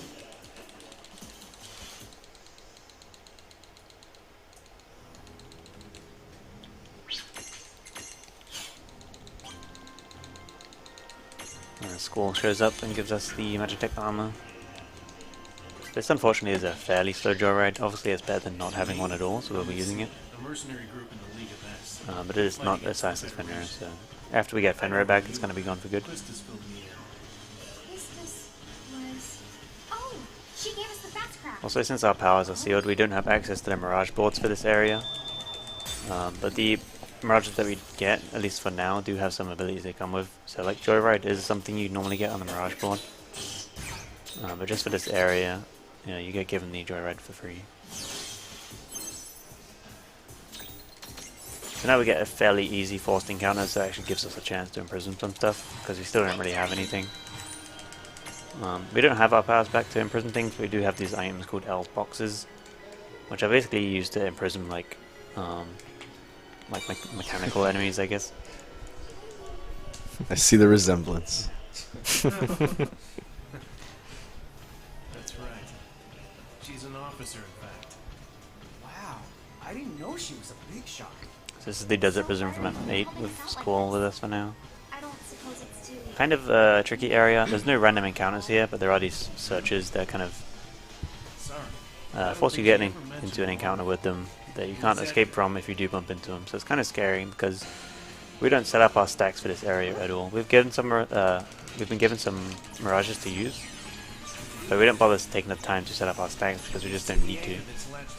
So it makes it really scary. If we do get into an encounter with these, probably going to be a game over. Yeah. You survive sometimes, but you do waste items to kill them because you can't escape. So even if you survive, it's not a good situation. Are you sure that this Mako energy is that strong? Yeah, trust me. So this chest has a bunch of Phoenix Downs, which is really nice.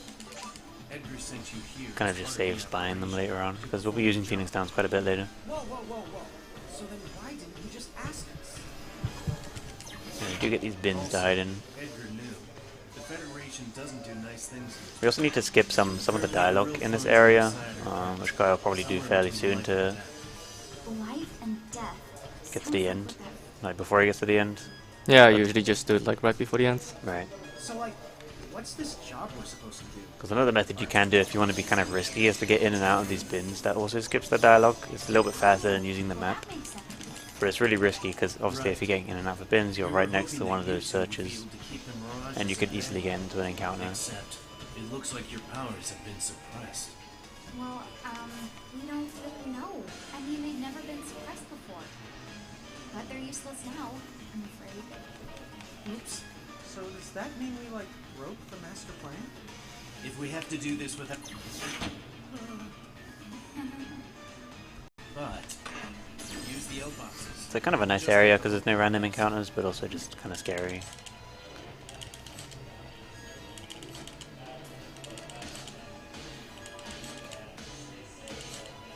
It's possible, but I can't promise you. It's possible, but I can't promise you. Yeah, wasn't sure. Too many there. Yeah, Talking. one too many. Let's press on.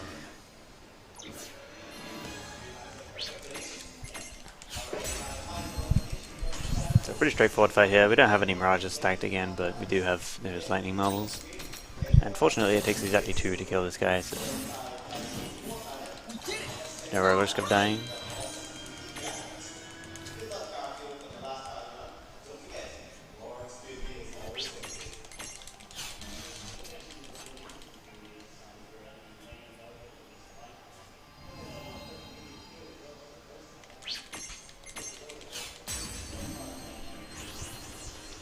So this is Shulk from Dirge of Cerberus. I'm not really sure why she's included in this game. There's like no FF2 or FF12 characters, but they included Shulk from Dirge of Cerberus. Pretty odd. Like, most people that play this game don't even know who she is.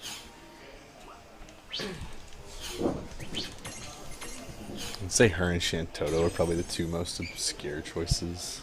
Yeah. I think Shantoto is still a lot more common. She's pretty because, well known, like, though, the yeah. city era and stuff, yeah. Because at least it's a main series title, whereas Shulk is exclusive to a spin-off. Yeah. Watch your step here. This area is full of mirages.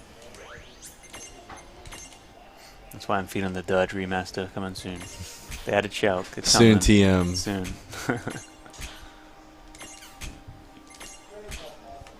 Dirge of Cerberus VR.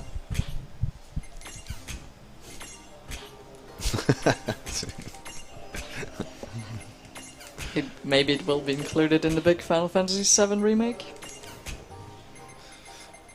Hopefully, Goran stream when.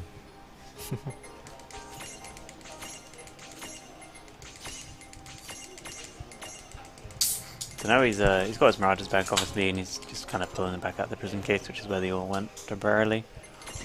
I don't know if Kawhi just does a different strat here to me, or he missed the menu earlier, but you can basically do some of this menuing earlier and not have to get them back out of the prison case. Yeah, I just like move the early menu that you do to this one and have like one big menu. Right. I did the opposite and had the big menu and moved it earlier. But yeah, he's just getting some abilities and things that he needs now. So one big menu. The Resist Confusion Mirage is what he got on the Toad. It's going to be useful because there's some enemies there that can confuse, obviously, and resist confusion is going to help. Get Smash from the Giant and Shell. The Shell is not super useful, but maybe for safety it can be useful. Smash is going to be required in some areas. The Cockatrice is now going to become Veilful. Veilful is pretty useful. It's got decent like elemental resistances. And it's high agility, which is the main thing. Because we're going to be using damage items for most of our like damage output, not all of our damage output. The agility is by far the most useful stat, because obviously more turns is basically more damage. With the Searcher we're getting Faith and First Strike. The Faith ability increases your magic, but also, kind of interestingly, increases your magic damage with the items as well. In the same vein, Shell reduces the damage of damage items, so they kind of work as though they're spells, even though they're not. So now Rain is going to be kind of the agility stack, whereas the Black Joker chick has really high agility, and so does Veilful. So the idea here is that Rain's going to get the first turn in battles pretty much every single time because she has so much agility, which is what we want because the Black Joker chick is the one to flee. If Lan keeps going first, then he's going to have like the kind of gamble flee because he doesn't have, well, the kind of gamble escape because he doesn't have flee. But the Rain going first, she'll always get the flee off. So it's like an overtime or save time to make sure that Rain goes first in battle. because the starting ATB is a little bit random.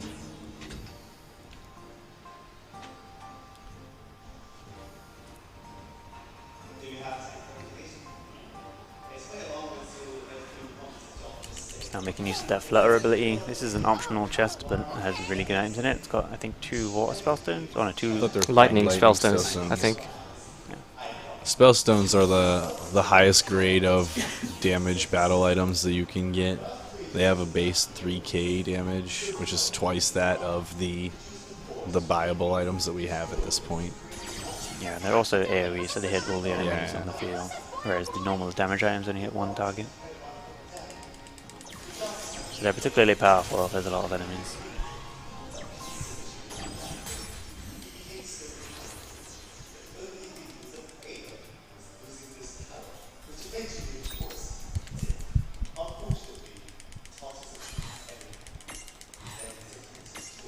So this is obviously the Magitech or Magic Reactor from 7.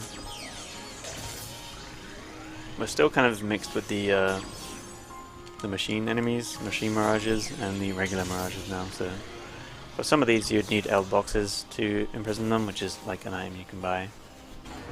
But the regular mirages you don't need anything. But we're basically done with imprisoning for the rest of the game, I think, so it shouldn't matter.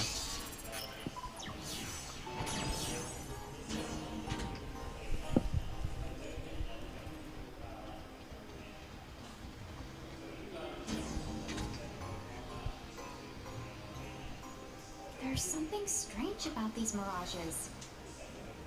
I think some of them are unimprisonable, unless you use out boxes like the one Squalba gave you.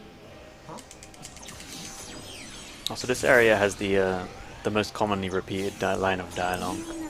Unfortunately, it's nothing really funny or anything, but the dialogue is like said like 5 or 6 times before it finally plays.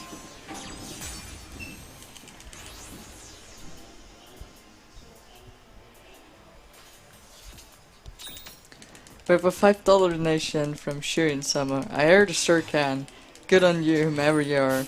It's been a while since a donation, so keep on going. So far the run is awesome to watch. No, that's the impossible.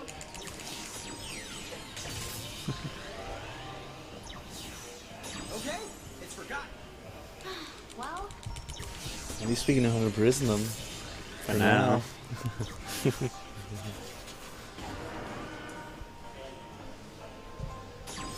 well, at least I have to admit that I never noticed that they like repeated the same line Yeah, here. it happens in a number of places in the game. Well, at least we know how to imprison them. For now. They would have played anyway. Yeah, Oh, you 'cause can of the counter.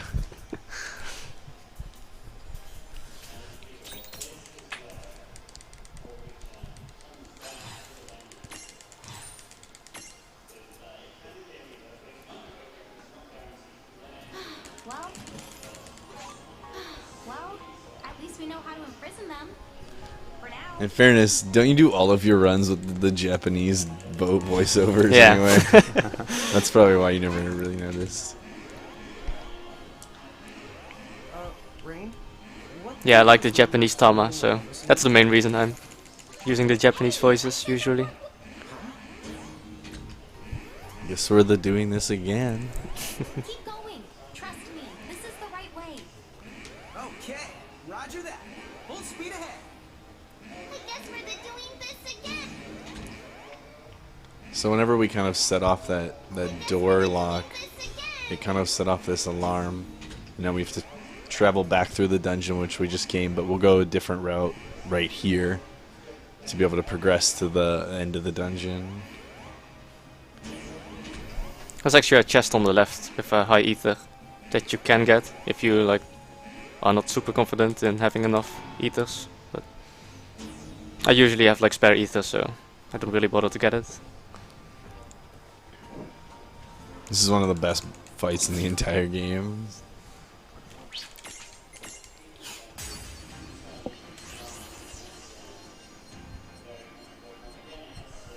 You got Vivi and all of his buddies. So you can see the power of spellstones here. And it just baits you into thinking you can imprison Vivi and take him with And you. you're like, but- oh, you're getting them. Yeah. And then No it's like, way. no, you're not. But because you don't really win or lose that fight, you actually get your items back at the end. So those lightning spell stones he used, they get refunded because the fight was like... Which is a No. super useful tactic in that fight, but it happens again in a later fight also. It's more useful.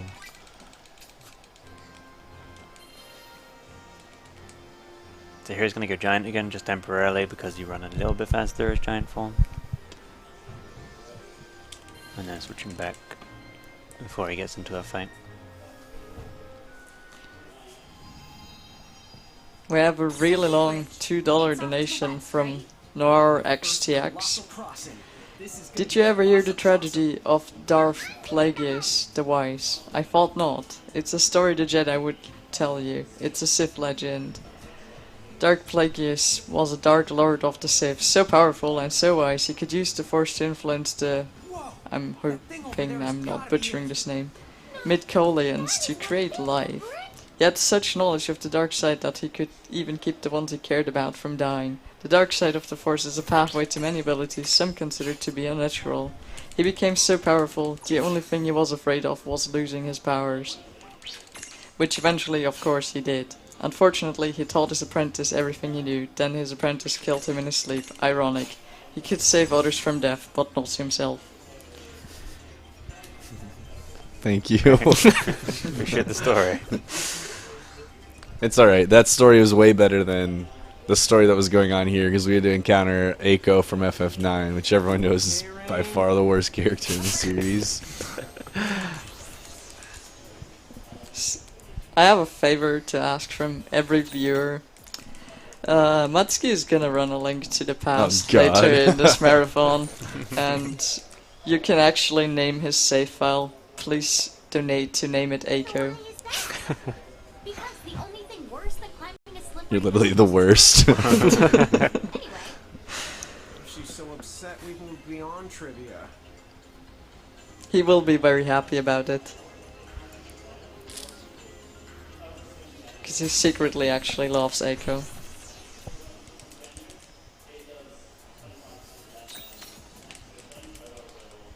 So this is the big bridge segment. It's probably one of the longest like map movements in the game, I guess, as far as like time-wise and distance covered.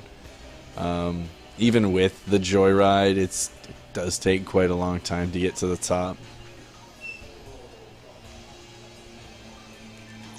But For whatever reason there, you have to run to the left before going right, because otherwise you don't get the Yeah. cutscene. If you go straight to the right, then nothing will happen. Yeah, unfortunately this big bridge is not as exciting as it is in FF5. It's definitely a big bridge.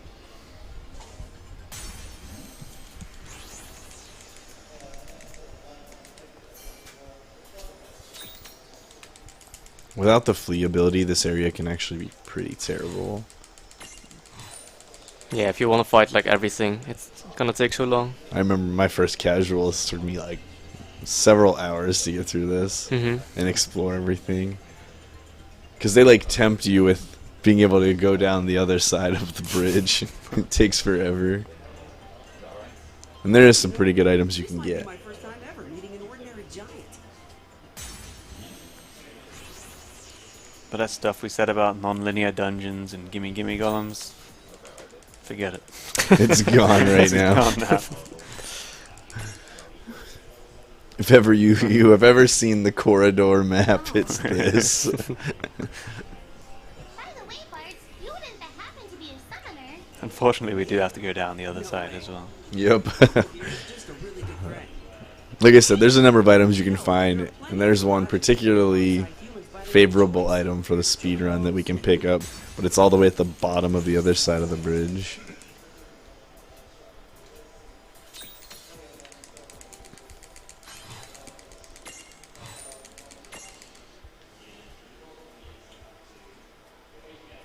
Now that you mention it, I have seen Moogles and Chocobos wandering around Grimoire's towns. And Captain Ferris was the living with Moogles too. So at the bottom of this side is the stealth mirage jewel. And what that does is basically about half the encounter rate, or maybe more. So if they would get that, we'll get hardly any more encounters for the rest of the game. So it's about a 5-minute investment. 5-minute time investment to go and get the stealth mirage jewel, but it saves like 15 minutes or something. So obviously it's worth it. The deeper you get into the game, the more areas have much longer map screens. And so it's really favorable to have the stealth mirage jewel for those. Including this area itself, obviously, if you can't tell by how long they all are. So that chest there he is going to get, it's got an elixir in it. But because we want to get that stealth mirage jewel, it's like top priority right now. Going to be getting that first. And ideally we want to get that stealth mirage jewel on before he gets another encounter.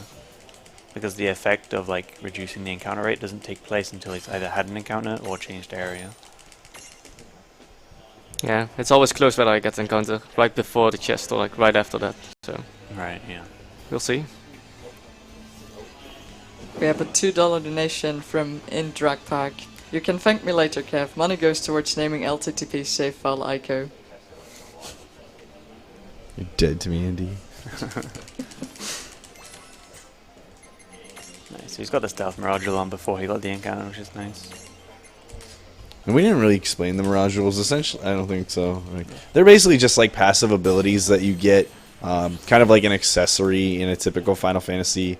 And you have a certain number of slots as per what your level is on each character for Rain and Lon only.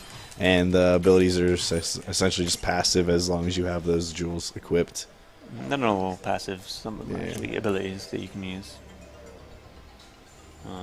Yeah, there's like the ability ones also. But because like Rain and Lan don't have a mirage board to learn abilities on, they kind of have mirage jewels to give themselves abilities.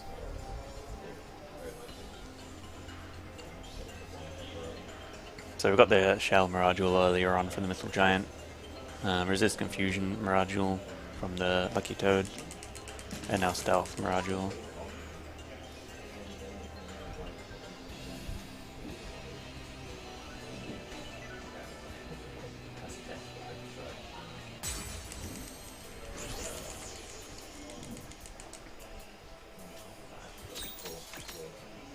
So now the combination of having joyrides and the stealth mirage jewel kind of means we will get really few encounters from here on out.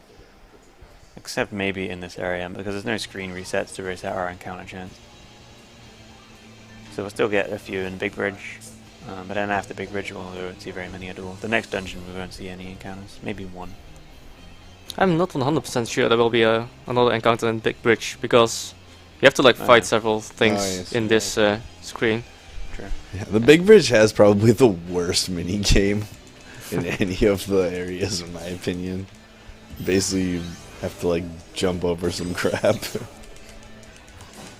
Yeah, this is kind of scary too, because if you hit one of these like barriers they send out, you get into an encounter, and you can't run away from it. So. And you can only jump over them on top of the red pads. Right.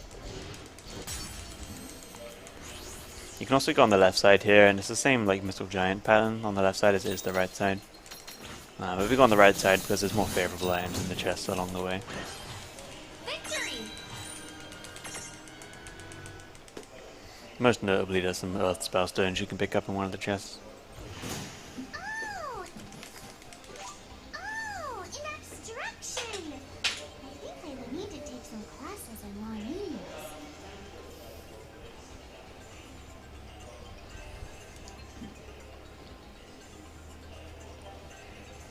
Hey, listen, sis. You know that expression, cross that bridge when you come to it? So with this one, if you just mash X and get to the second one, you get to it just in time. It's not like you can cross the bridge. And also on the previous one, you saw him just jump twice on the first time. Yeah, luckily enough the patterns are always the same, so Yeah.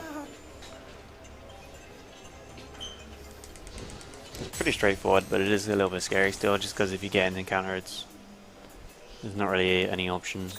We're using lightning spell stones to kill these off, and you can't buy these or really like re-obtain them in any way. So if you used an extra one here, if you got an extra encounter, have to use another one, you'd be kind of in trouble later on somewhere. yeah, I honestly wouldn't know what I would do. Maybe I would go to the Colosseum and like farm an extra one.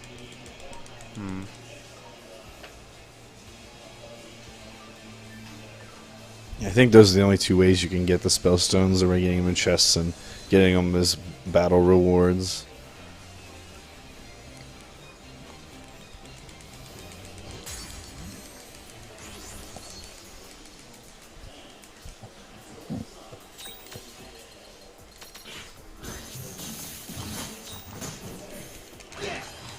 Victory!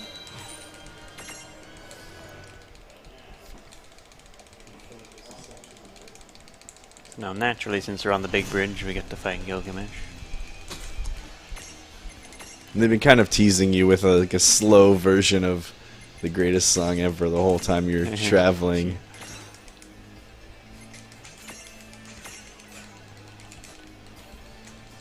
I know what I would be spamming during this fight.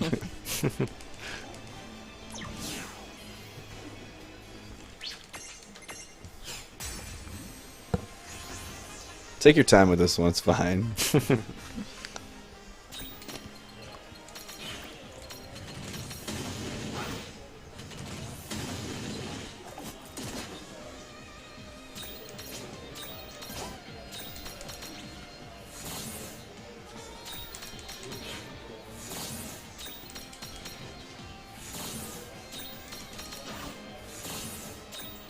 I just noticed there's no like red aura around this fight, so I'm not sure what happens if you die here. I guess you go back to Ninewood Hills or maybe something else. That wasn't so bad. But that fight he uses like protection shell and stuff and haste when he goes below half HP. Which, as I mentioned earlier, shell reduces your damage of items, so you kind of want to try and kill him in one round.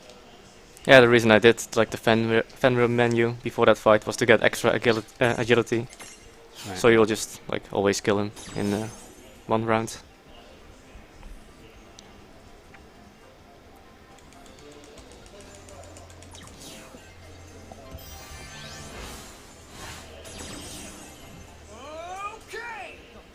Yeah, Gilgamesh doesn't have any elemental weakness, so he takes quite a few more marbles than most other fights because we can't exploit weaknesses at all.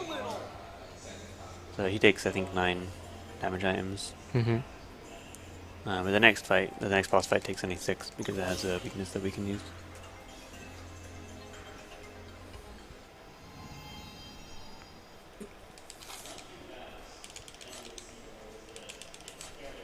Well, I am getting some seriously intense Not But Night vibes from the place. I say we go. Hey, is that the train?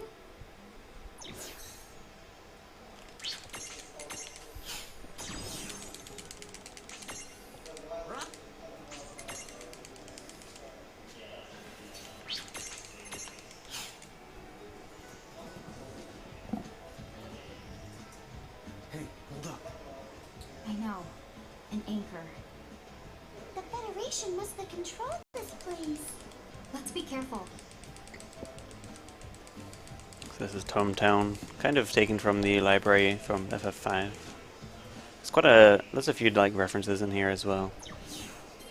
Some of the books and statues I can barely see there is Biblos from FF5. And in the middle, I can't see it here because of where we started, but it's also a Tantarian. Yeah, there's like a statue. Tantarian sprite, it's pretty awesome. Yeah. You meet Cloud and get into a fight with a bunch of vampires. Using Earth Spell Stone here. Fortunately, the Earth Spell Stone hit flying enemies. Unlike the Earth Hammer and the Gaia Drum, the other Earth damage items, those don't hit the flying enemies. They're kind of immune, essentially. But the Earth Spell Stone hits everything anyway.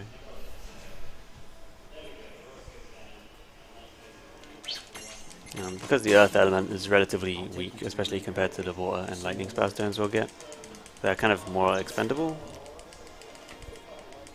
They're not really like required for any fight or anything that's like that bad.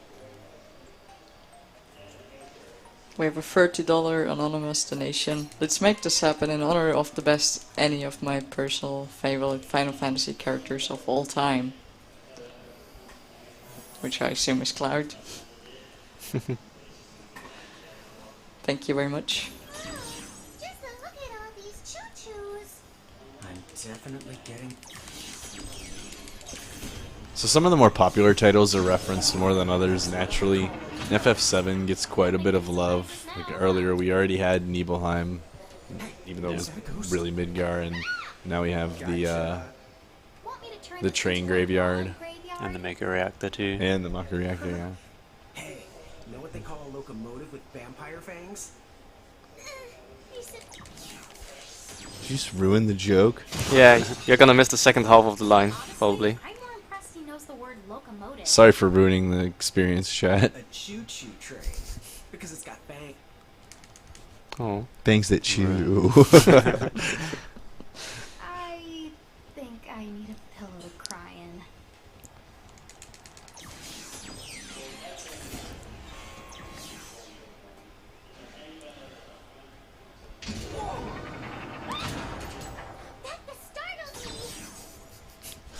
I'm gonna do a rain scream count next time I play through this game.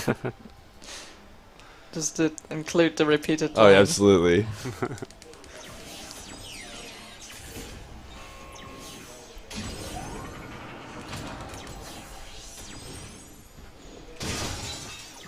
So yeah, this area is obviously the reason we needed the smash ability with the mental giant to get through a bunch of the blockades.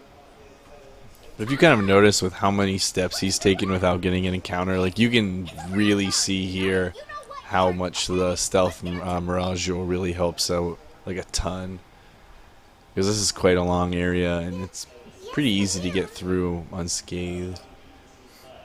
Yeah, it's only really this screen, I think, where you have a chance to get an encounter. Sometimes you don't get it, sometimes you do. Yeah, this is like definitely the longest screen in a train graveyard.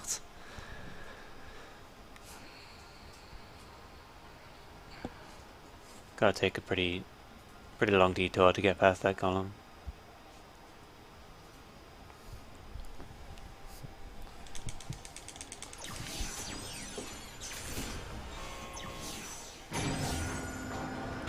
I kind of wish that they had actually played like the train graveyard music rather than Nothing. have it silent. Yeah. For some reason there's no music here, it's kind of dull. It's not so bad if you're getting encounters like normal, but when you don't have any encounters, you really notice the lack of music.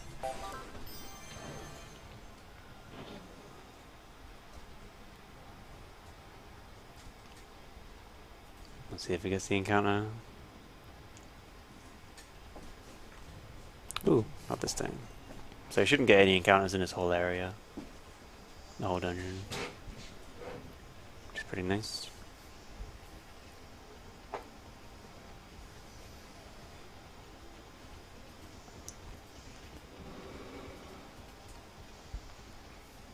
Yeah, you like hardly ever see encounters from this point on. There's like a couple dungeons where you get 1 or 2 encounters. But like even the final dungeon, which has some pretty long screens, you only get like 1, maybe 2 encounters in the whole thing. She said that. Looks like we've climbed up. I think if you have perfect movement in the final dungeon, you can actually get through with 0, but it doesn't happen too often. No.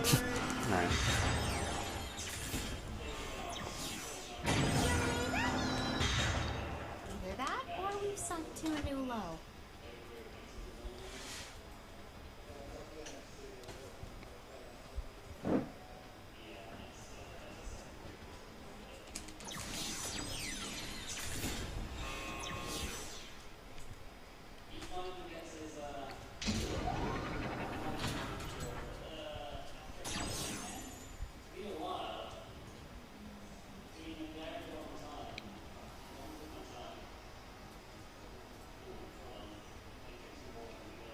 So there is kind of a hidden item here on the screen. It's one of the few chests you'll pick up here. It's got a Mega Elixir in it. Again, with the Mega Elixirs and Elixirs, they sell for quite a lot in this game. I think Mega Elixirs are 12,500 gil. Normal elixirs are 12,500 and Mega Elixirs Mega Elixir 25. 25. Yeah. Okay.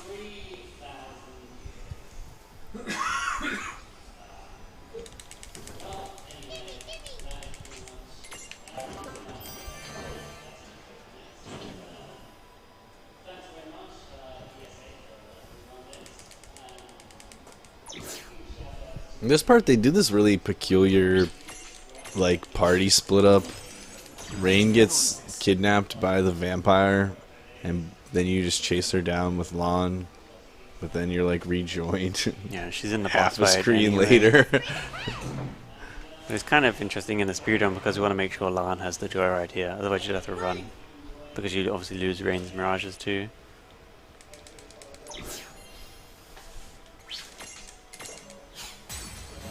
I haven't saved in a while, have I?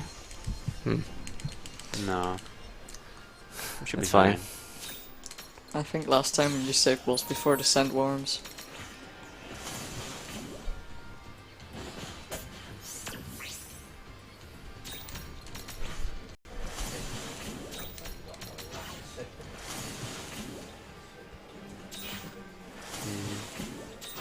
It's different to what I do here, but I guess it works. What do you do here then? Do you I unstack? defend on the first turn with both of them and unstack and throw 6. Ah, okay. And the boss only gets That's one what turn. I did also. Yeah. Maybe I've just been using old strats. I'm not sure if Faith saves any turns there.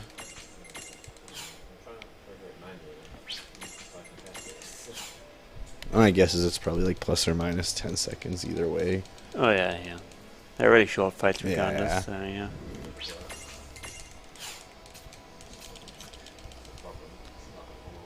I think a lot of it there, in that fight in particular, is kind of just consistency, because that boss does have like one turn it can do, which is a really long animation you'd want to avoid. Mm-hmm.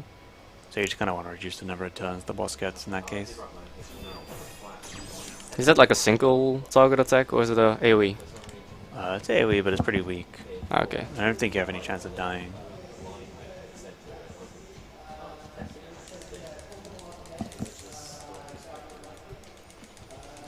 So here's teleport stone to go back to the start of that dungeon. What you're supposed to do is use the gate to go back to Ninewood Hills, and then go back to Town that way, through Ninewood Hills. But using a teleport stone and just kind of running there manually is a little bit faster. Alrighty then. Next up is... What were we after again? The Key of Tides. The rain and the long succeed. So we've got to go back to Town to talk to Sid. Sid in this game is pretty odd. It's like a robot. It's pretty bad, Sid, honestly. It's probably the worst Sid. And then again, in towns you can use the teleport stone as well, so he's going to use it again here to get out.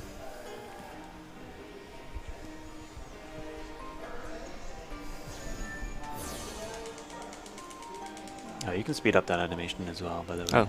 I always assumed they were trying to kind of make him look like FF4 Sid, but like a robot, I guess.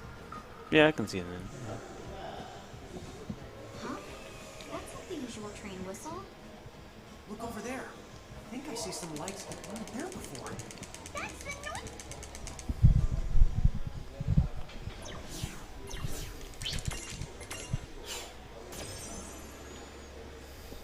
So he's going to grab a chest here with some turbo ethers in it.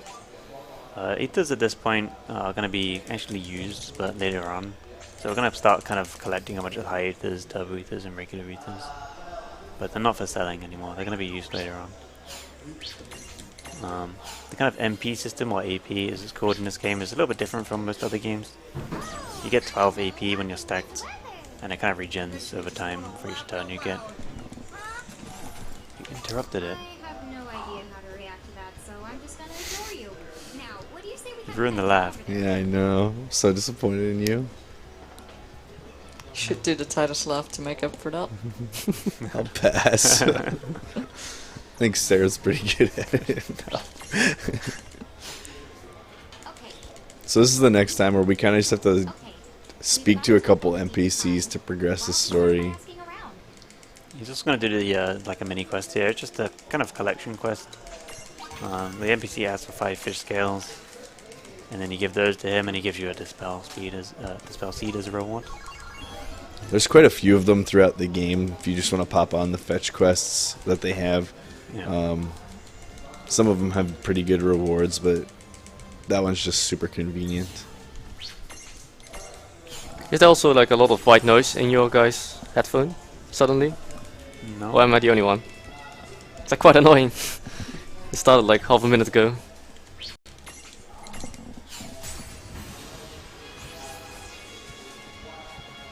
So we went giant just before this fight. This is very similar to Yuna way earlier on.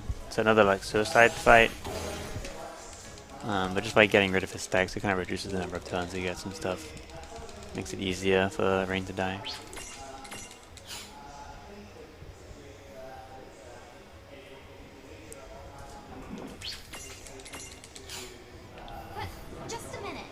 Now we can breathe underwater.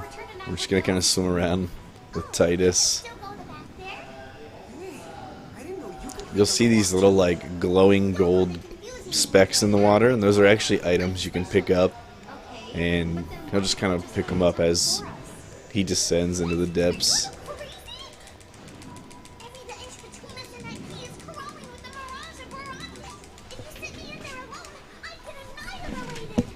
Sorry. So, did you mean it when you said that we could go back to Ninewood Hills? Well, that place isn't just immune to the time. It can dispel the magic and other mystical manipulations. Is there someone from tech who can like figure out what's going on with my headphones? Because it's like really annoying right now.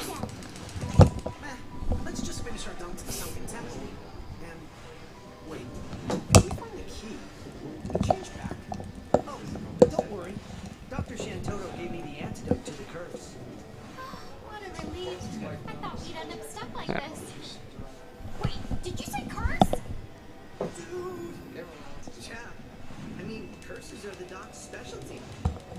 First, we've heard of that. Well, as long as she's planning on fixing us. Sort of. You see, the doc said, Yeah, like since 2 minutes ago. so quickly watch your movie or they can get lost. So good luck. She said all that? Twin losers? What? Where did she get off calling me a loser? Juan is the loser here. It's completely gone now, but the mic sound is also gone, I think. Question for you. Yeah, now it's back. Hey, Titus, how come you can breathe underwater? Well, if you've tossed enough blitzballs around, then... What? I'll tell you about it some other time.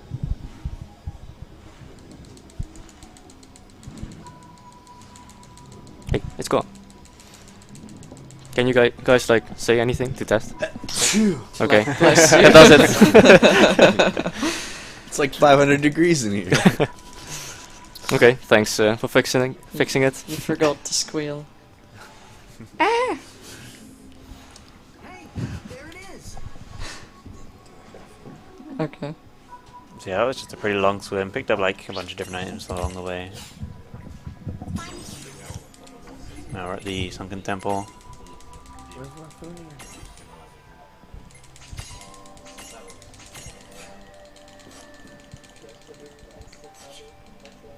Yeah, Mafunian got left in the prism cage, Kev. So, rip. It's like his favorite line in the game, and so I was looking for him. Oh. I don't think he's ever played the game, he just knows that I say it all the time. I'm pretty sure ninjas are supposed to be quiet. Remember why we're here. There's like an interesting mechanic that you probably saw Kawai do a moment ago where you can Was each of these climb things up one like shot? seaweeded walls and just kind of run along them. And it makes for like a pretty like fresh No. change in the exploration of this level. Temple is immense. You sure it's not a woman's? So here is to go left first before going right the other area to get The the temple is male. Gimme Golem item. Right. And also just takes the time to get extra lightning marbles in that chest there. Because he did run out at the previous boss, he ran out of damage items, but to kind of delay shopping a little bit longer, we're able to get some chests here that have the items in them for us for the next fights. In all this time, And you kind of want to reduce the amount of shopping we need to do as much as possible, and just kind of delay as much as possible. Because that way we can kind of save up more money by delaying the shopping. That obviously reduce the number of shops, which is obviously going to save time because you have to go back to Ninewood Hills to be able to buy things.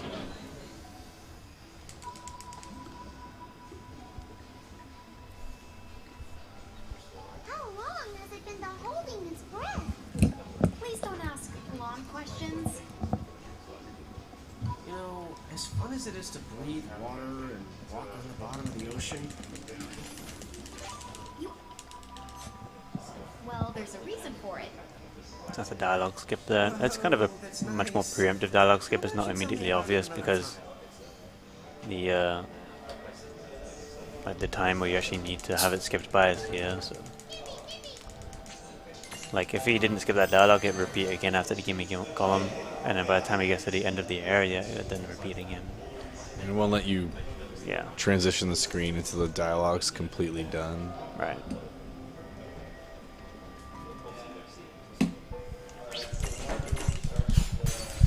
It's the Quattro Queen, a fan favorite. I think she's your favorite. Not my favorite. It's the worst waifu.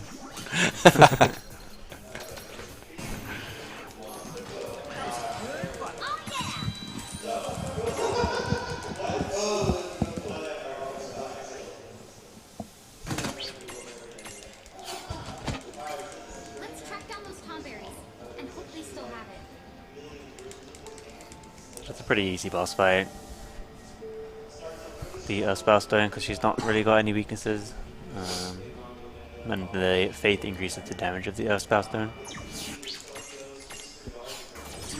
Without the faith, she would just barely survive, and you'd have to throw another item. We better the I'm getting dizzy. I lost all the sense of direction. Hey, sis. Hey, what?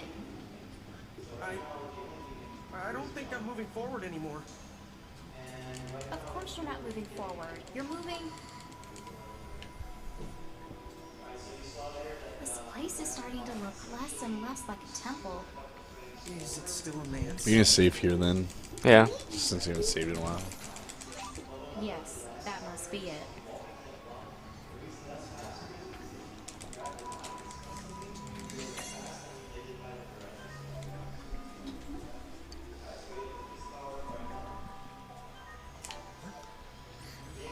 This fight kind of gives a lot of people some trouble in like their first playthroughs. After it's had 5 turns, it uses like everybody's grudge. It just kind of deals damage back to you based on how much damage you've dealt to it, like most tomberries do. Thankfully in the speedrun it's not a problem because it doesn't get 5 turns, so it never does that attack.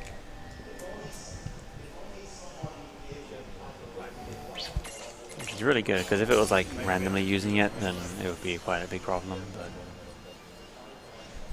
it's not random, so that's quite nice. Also comes with a bunch of extra tomberries where they die in 1 lightning spellstone. And then we can use Faith to basically save 1 lightning marble.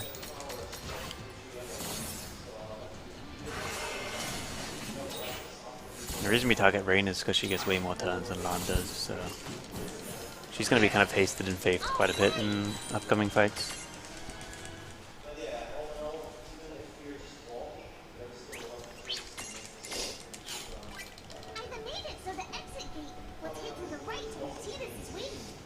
Okay, so this is like a somewhat optional item in the speedrun.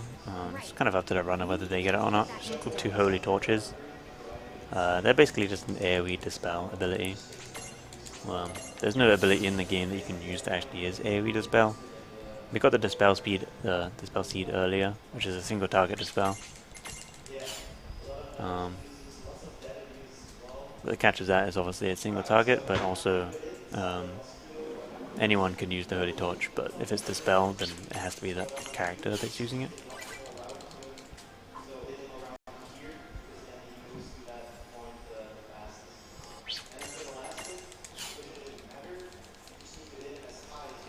But there is one fight quite a bit later on. It's one of the last fights in the game where dispel is quite crucial.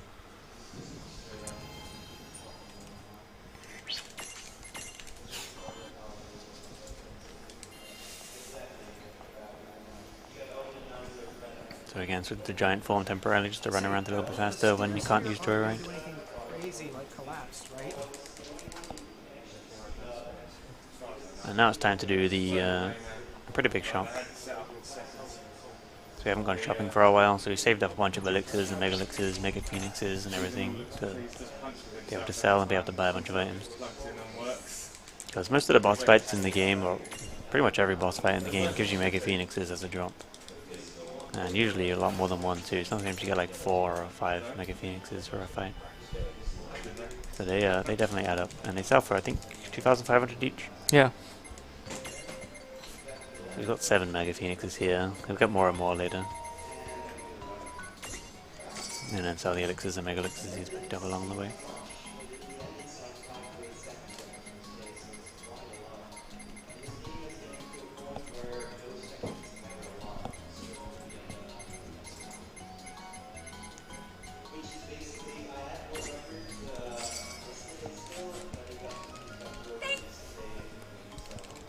Okay, so eventually got a bunch of different elemental damage items there. Some Phoenix Downs, we got 17 I think. Dragon Wings are another wind elemental damage items. And then he got Spider Silks, which is basically slow but on an item, so kind of saves finding a Mirage with slow, because slow is pretty crucial for 2 fights. There's a couple bosses that are really fast. But they're susceptible to slow, so to bring them to like a normal speed you kind of have to use slow. But the thing with haste and slow in this game is that although they're really good, they're also they run out really quickly. Like haste only lasts for about 3 turns, so a lot of the time it's not really worth using haste.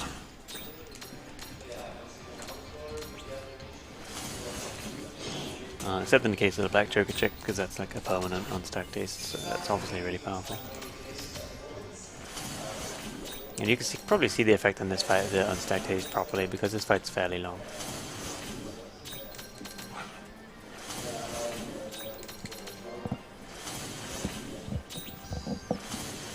So Madeline here doesn't really have any weaknesses. that's the auto battle there. This is where it gets really tricky to use auto battle. Oh, oops. Grab the Phoenix Downs. Yeah. I just moved the items in the slots. Right. Okay, that one needed to survive. Yeah, Searcher is the only character here. The little robot's called Searcher. That's the only one that needs to get XP from this fight. So it's pretty unfortunate that it died there. Yeah, the auto battle starts to get really tricky now because we're going to be using the unstack mechanic a lot more now. And auto battle just does your last turn again. But in this case we have 6 characters rolling around, each have different turns that they might have done previously. So you kind of have to keep thinking what each Mirage did in their last turn and try and maintain like 6 different turns what they did. And in that case you kind of, I guess you forgot or accidentally kept using Phoenix Downs because there was a Mirage that used the Phoenix Down at one point. Yeah, I forgot which Mirage used the Phoenix Down. Right, yeah. So this is where it starts to get pretty tough to kind of optimize and use auto battle a lot. Of course you could just never use auto battle, but it would slowly lose quite a bit of time. You save a lot of time just from not having to do the menu to select the damage items every time. Oh, is this?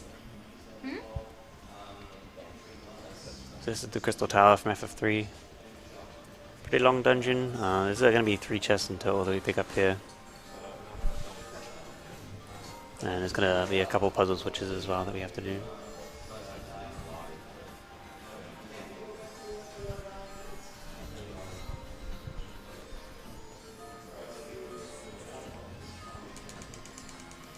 Stand by for Warp 10.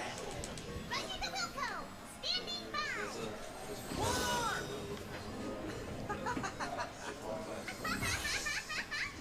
Oh, good old warp drive. But let's be realistic. Everyone knows warp 10 is the limit, and we're clearly not moving at infinite speed. Dude. This. Did she know we were the kitty? So this one I think requires wind. Yep. Yeah, 75 wind, so Black Joker Chick has 50 wind, but it only has 1 weight. And the Veilful has a lot of wind resist to make it the 75. The reason we add the Floating Eye is just specifically for the weight. Floating Eye doesn't have any wind resistance, but we need that 9 weight, so we have to add it in. The Musky Sareth stack there. Oh yeah.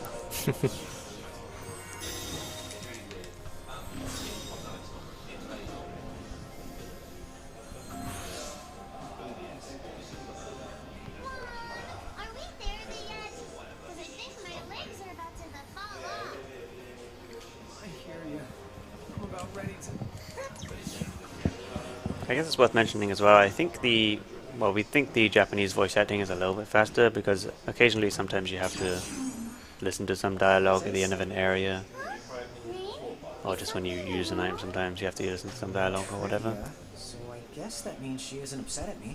And you can have Japanese voice acting in this game if you've got the Day 1 DLC. Then you have it. But even if you didn't get that, you can still select Japanese voice acting in the options, which is why we kind of allow it.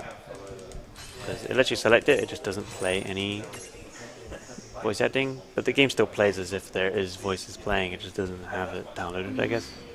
Yeah, I think so.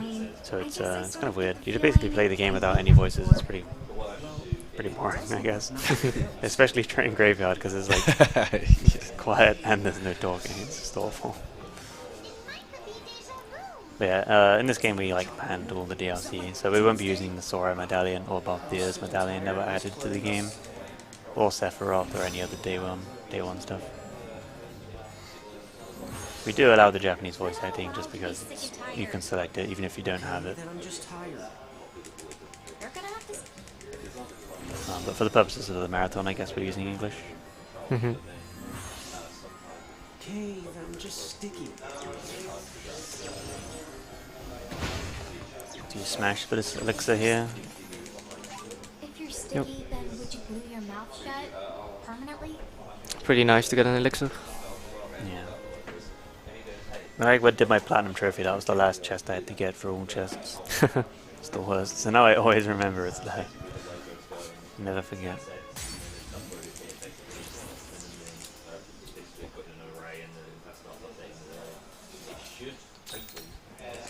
Yeah, they don't really have like any indicators to let you know which chest you have opened, right?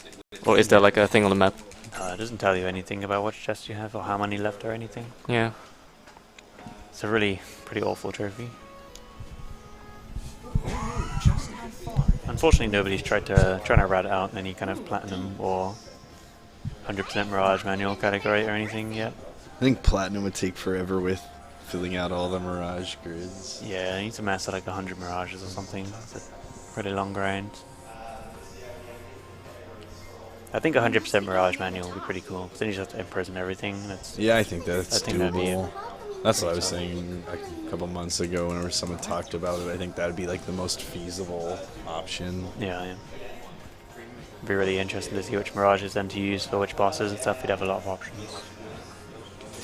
But nobody's done it yet. It'd be a lot of work. And the speedrun is not super popular. There's not that many runners. It should be popular. It's great.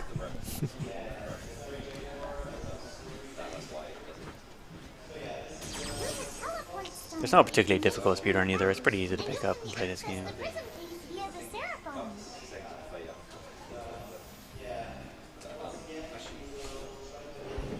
It's a little bit hard to master because you do need good movement in some areas to reduce your encounters. And the menus, whilst they're slow, are really punishing to make a mistake, so you definitely want to make sure you know what you're doing in the menus. Make as few errors as possible.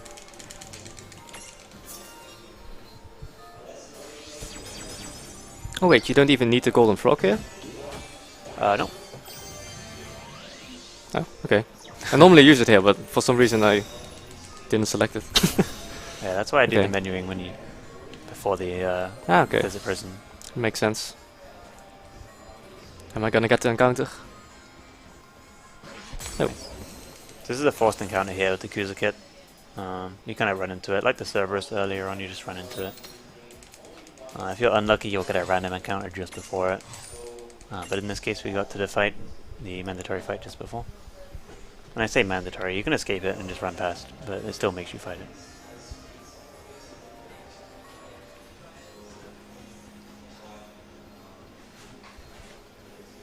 But yeah, with the Mirages, you kind of want to keep as few Mirages on you as possible at the minute.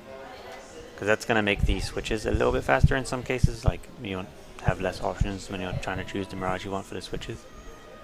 But also later on, we're going to be getting a bunch of XL Mirages, the extra larges. Because we'll be getting a bunch of the summons like Odin, Bahamut and stuff.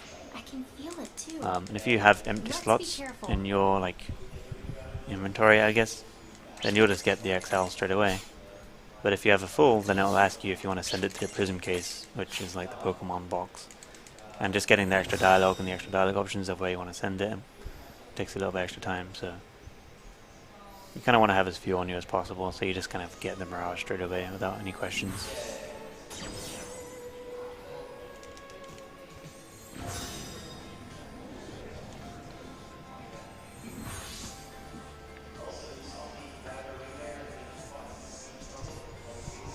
So this part here, we have like 2 crystals that you have to choose between, which warp you to various areas of the tower, which are like multicolored, I guess, schemes of the dungeon. And at the end of them, there's like a small boss fight. So you need to complete both of those boss fights in order to progress through the force field that we've just encountered.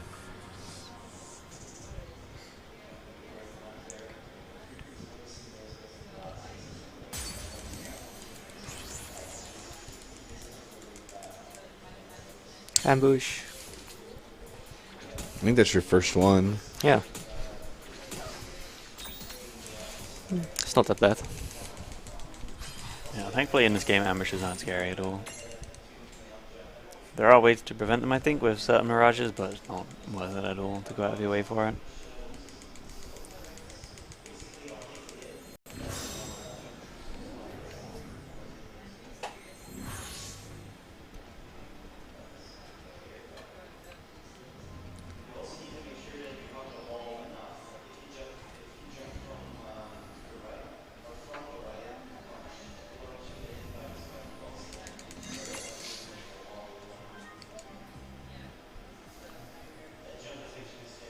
This is going to be the first of the 2 mini boss fights before the boss of the tower, Asterius and Tiamat. This one's not so bad. The other mini boss fight we're doing after this one is much scarier. Asterius is weak to wind and Tiamat is weak to water, so if he has no faith in rain, it's kind of standard because she's so fast. Jetfire from Tiamat. Yes. And this is a really nice place to use the spell stones because obviously there's 2 targets and it's a boss fight. So getting the most damage from the spell stones, but hitting more targets obviously.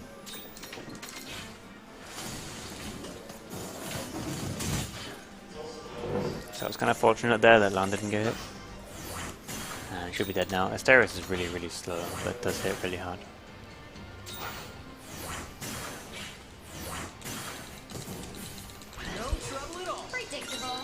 So that boss fight is the only boss fight where we use the dragon wings, the wind element damage item.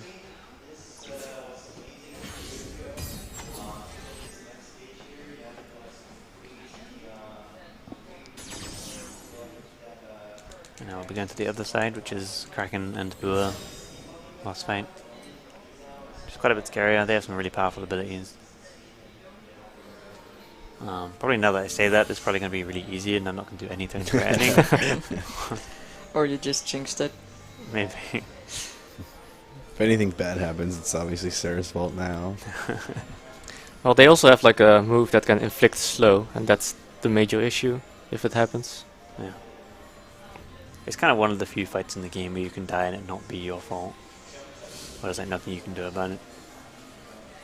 But fortunately there's a save right before it. There's a save before like every boss fight, and this is one of them, so it's not that bad.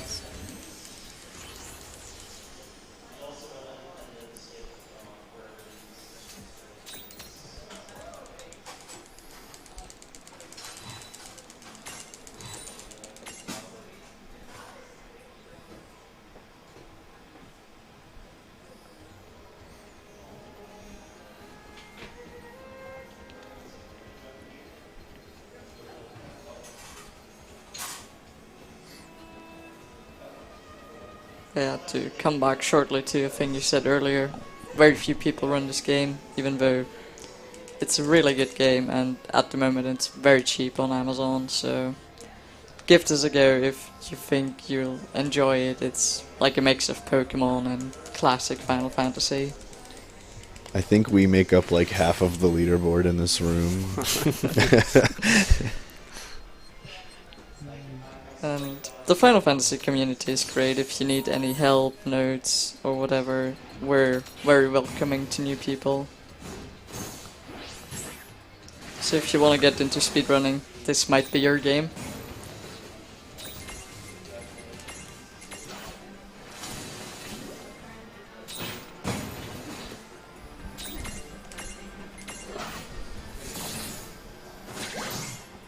See, I told you they wouldn't do anything bad.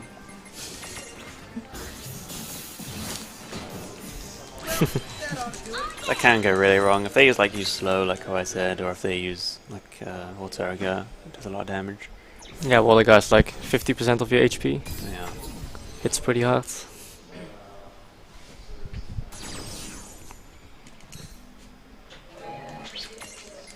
So after that fight, the game actually heals you. Oh, whoops. You should Oh, definitely should be fine. save. Yeah, I wanted to save, but I feel like you should save. yeah, my intention was to save. I got to save before Kraken though, so Okay. it's not super bad if it goes wrong. Feel safe. Yeah. I think Mom could be here. Yeah, in an update they made to this game, it kind of makes you, they kind of heal you after a bunch of boss fights now that didn't before. So we kind of had an issue here after that Kraken fight. We had to maybe run back for the save point, or just go into the menu to use high potions to heal. But we don't have to worry about that anymore because the game heals us for us. It's pretty nice. They also added an extra save point or two in some nice places.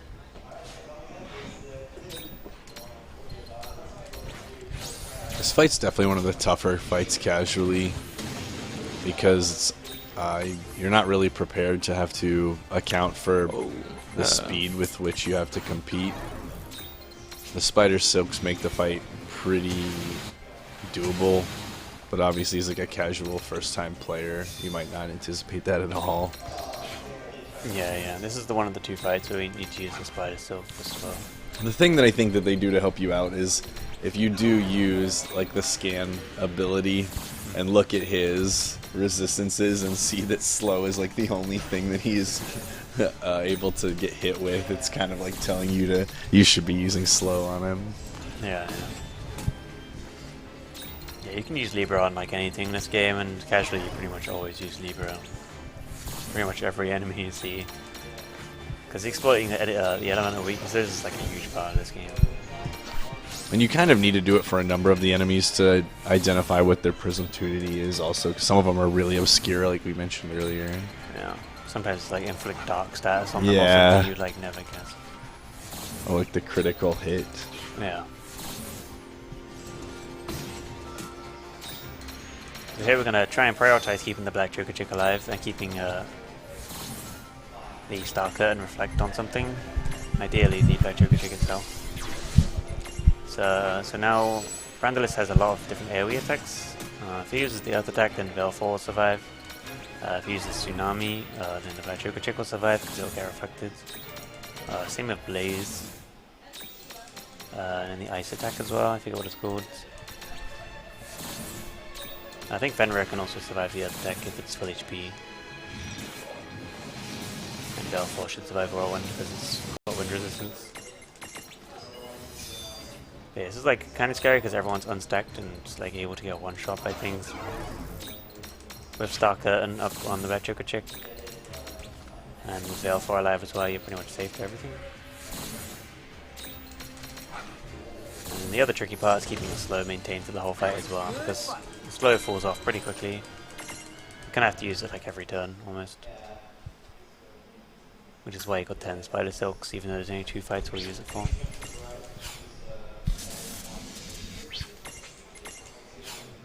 And now we get 9 consecutive cutscene skips.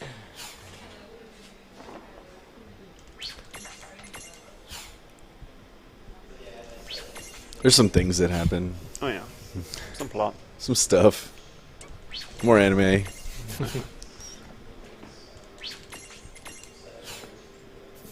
Back to CGI, back to anime. More anime. It's a good game.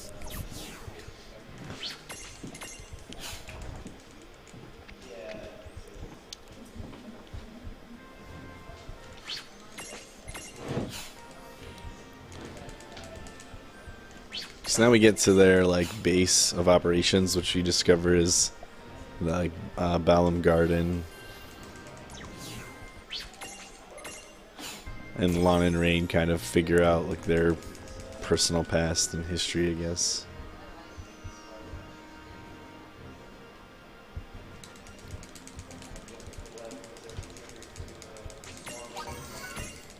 This is another side quest here. This one's also fairly optional. You get a fire spellstone for it.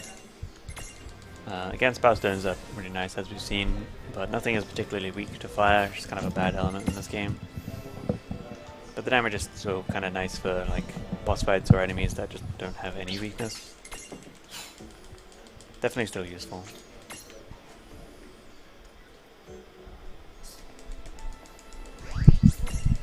Now we're kind of just running around doing a bunch of story triggers.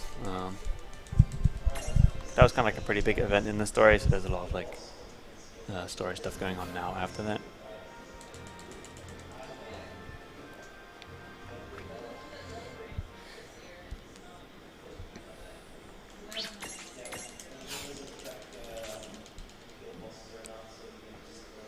Unfortunately, I can't really explain the story at all because of cutscene skips, and I don't remember what happens really. There's quite a lot of things that happen. It's a bit much to explain. It's with all the skips going on. I think even if I did remember, I couldn't explain it. This is like KH tier plot. It's super confusing.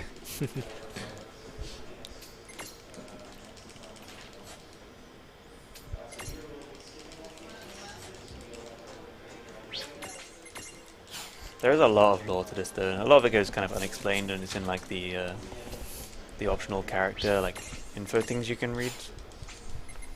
But there is like kind of a pretty extended lore on this that goes a little bit into other Square games. What now?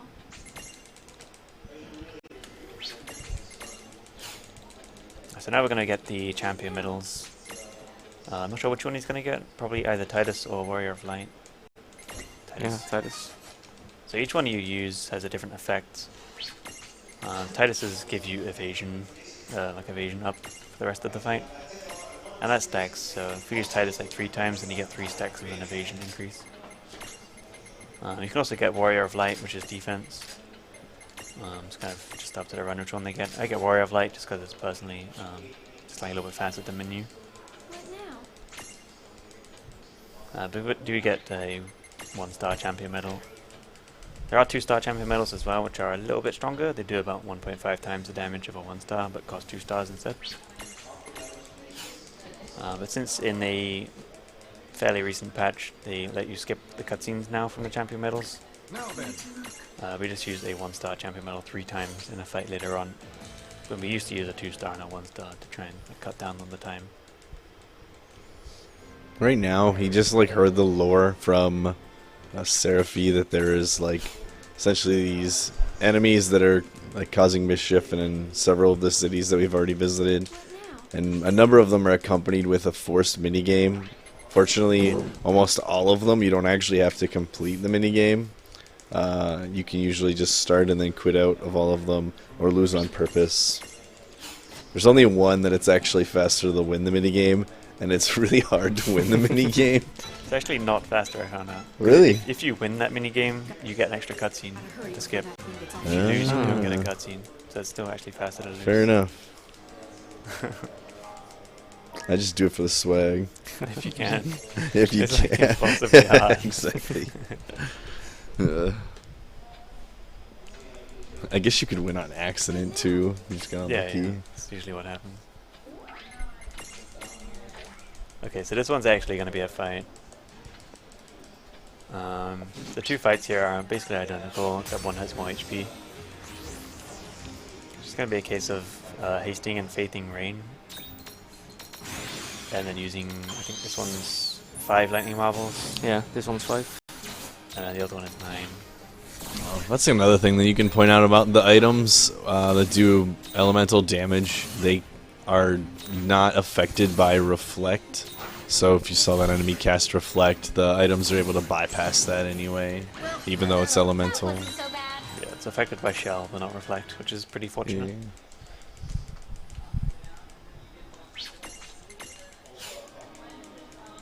We do at this point have Dispel as well, so it wouldn't be a huge Oh, issue. oops.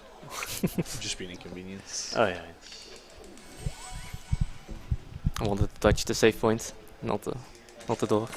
Just didn't want to talk to the girl anymore. Just in case I miscount. But if you die in the tea room here, you don't game over, so... Yeah, it's not about dying, it's about like miscounting the next fight. Okay. Okay. I don't want to lose like all my items. Right. So this fight is pretty interesting. This guy has a lot of HP, but his HP never resets. So the idea for this fight is you intentionally die here, and the game will pretty much intentionally kill you. And it's like kind of a battle of attrition, where his HP doesn't restore when you fight him like multiple times. I don't think they expected you to defeat it in one try. Yeah, exactly. At all. You're supposed to kind of keep trying, but... And he can keep spamming all of his spell stones, even though we talked about how valuable they are late game. When you die to this enemy and go back into it, the items actually reset, much like the Vivi fight earlier. 17. And so he can use as many items as he wants, and then replenish them after he 19. KOs. 20. 21. 22. But it's obviously supposed to be like a variant of Ultima weapon from FF7 or FF8. It kind of looks like both of them. In my opinion. 25. And the reason he's counting is because it's 50 hits, I believe, for 1500 damage. Obviously the spell stones count as 2. In that case, we'll do twice as much. So he's going to do about 25 hits, and then suicide, or just have the boss kill him. 27. And then we're going to fight it again, and do the same thing again. 28. I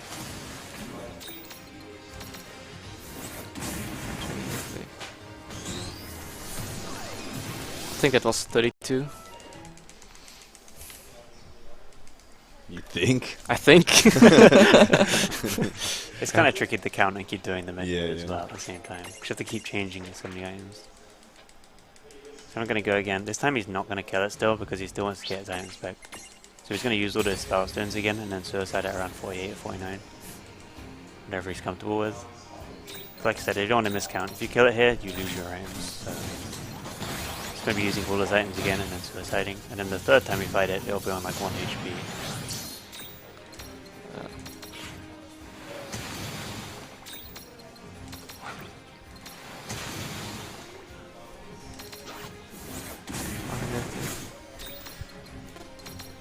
VT.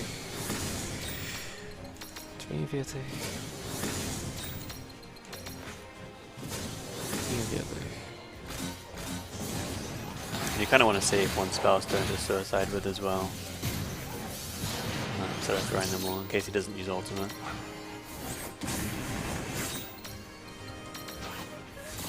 To kind of get lucky and hope that he uses ultimate at a more opportune time.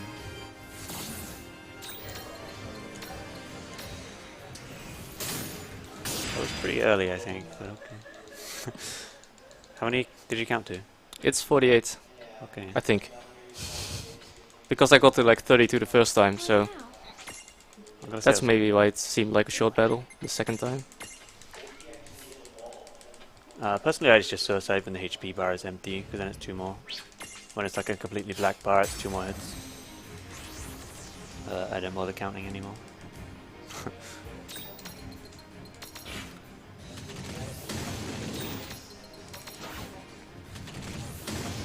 It was not 48. That's what I thought, 'cause I thought I saw a level of red, so. Maybe it was 46 then. Yeah, probably. Okay.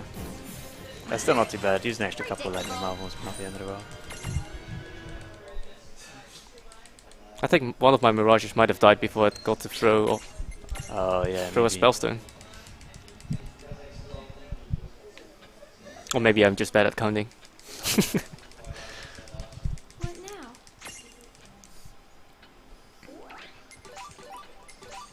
Each of the fights and mini games that you complete do have a reward, and it's just quick to just collect them all at the same time rather than do it after each one.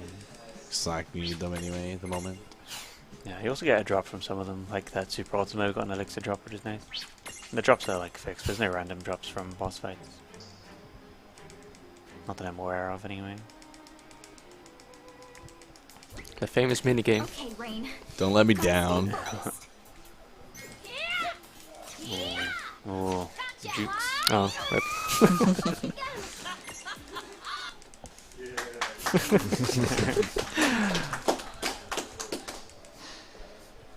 Yeah, for a while I thought it was faster to win that because it ends quicker, but I didn't realize there was not a cutscene after if you Yeah. lost. I mean, I guess I'm just too good at it. I win all the time.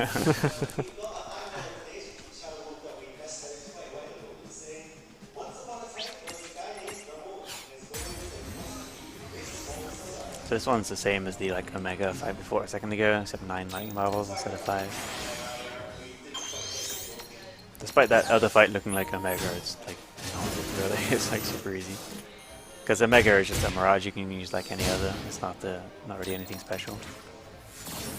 And it's a joyride as well, which is pretty cool.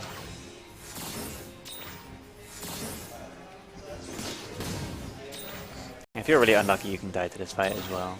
But it's pretty rare. And again, because this is in the tea room, it doesn't matter if you game over, you get your items back and you can just try again straight away. This is like the kind of least bad place to die, I guess.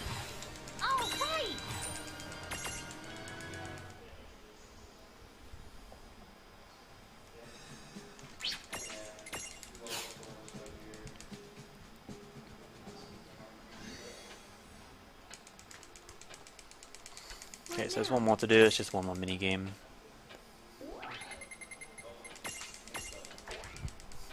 We actually made a discovery about this minigame yesterday.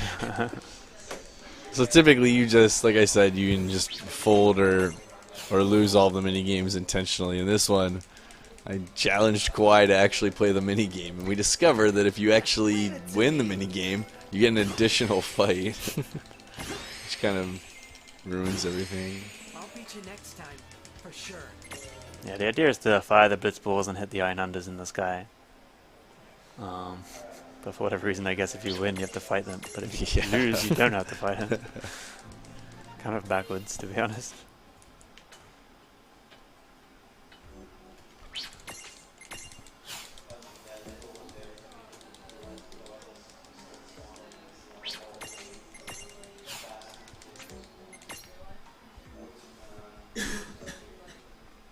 So now we're going to be doing one more shopping because we're in Ninewood Hills already and we need to get some more items.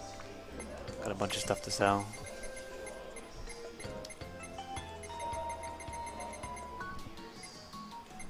We sell all.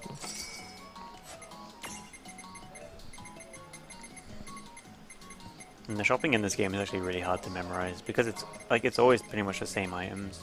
It's just varying amounts of the same items for every shop, so it's really hard to remember which one's which and the exact like numbers.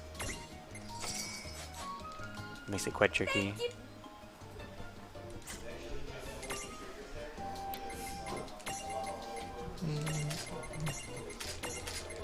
So another item sort to get the damage items near the top and where he wants them.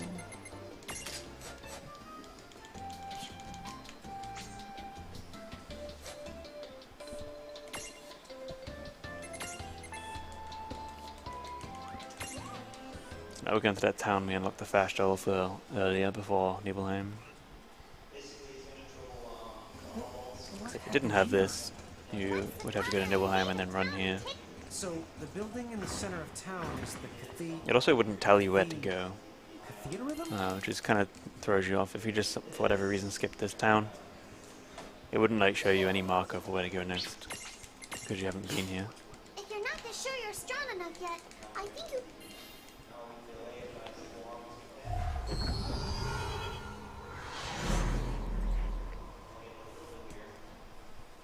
So now we get the chain road. This area is pretty similar to the big bridge from earlier. It's a little more interesting though. But this is probably one of my least favorite areas, or at least the hardest area to memorize which way to go. Because everywhere looks the same, and sometimes you have to go left, sometimes you have to go right. And there's some buttons you have to press later on as well, but if you press the wrong button, then you have to get an encounter that you can't run away from. So it's kind of a little bit scary if you haven't remembered exactly where to go. Careful. The messages here mean kinda know, but I also have the notes, so Because they are the I'm gonna stronger take a they sneak make peek us. every now and then. Right, Lon? Right.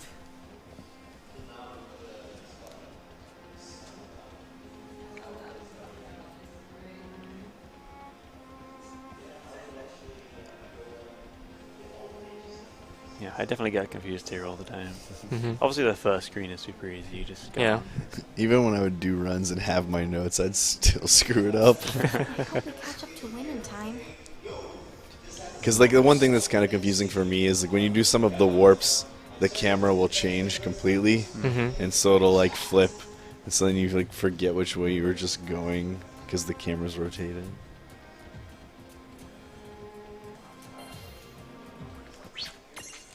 So here there's a forced encounter. It's basically the encounters you get into if you press the wrong button, but here it forces you to get into it. And I think this is... I think it's always an ambush. Apparently it's not always an ambush, but I've never seen it not be an ambush, so... Yeah, it might be always an ambush. I think I've seen it like once as a preamp, but it was like so long ago. I think it might be the effect of First Strike from Fenrir or Searcher, the First Strike ability, so maybe that can trigger and stop the ambush. But you definitely can't get a normal fight. That wasn't so bad. Pretty straightforward fight anyway. The main problem with encountering one by accident is just the number of items you have. Like, they're easy to kill. It's just if you get extra encounters that you have to fight, then you'll run out of items later on, probably. Because we kind of just buy just enough and have, like, a couple spare. A lot of the times you have one spare lightning marble and one spare dragon scale. The reason we buy an extra one of each is just so that they're always at the top. Because if we used all our lightning marbles and then picked up another item, that would then go in the top slot of the items. But by always keeping one marble and one dragon scale, they'll always stay at the top of the menu from when we first bought them. Sorry. For what? I give up. I don't want to climb this thing anymore. Hey, it's too early to give the up. If Win can make the climb, then we can make it too. At least I hope so.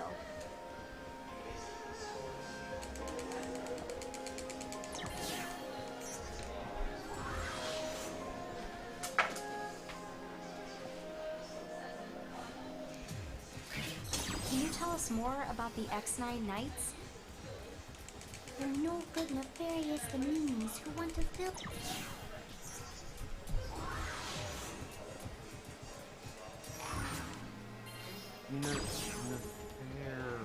So what you're saying? So that's what I was they talking don't about look with the fair. camera flip. Well, So he was not just much walking goes up, without and then he saying. took the warp, and then it rotated the camera, so it actually looked like he was walking kind of back the way he came, and it would just throw me off every now and then.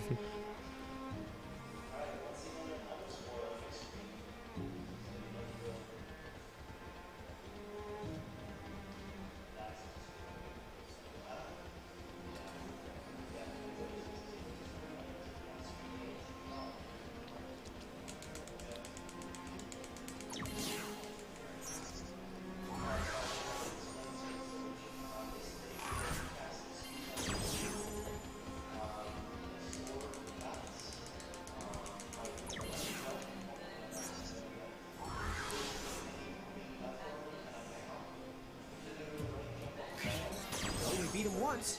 We can beat him again. I don't think that Brandalus guy was even trying before.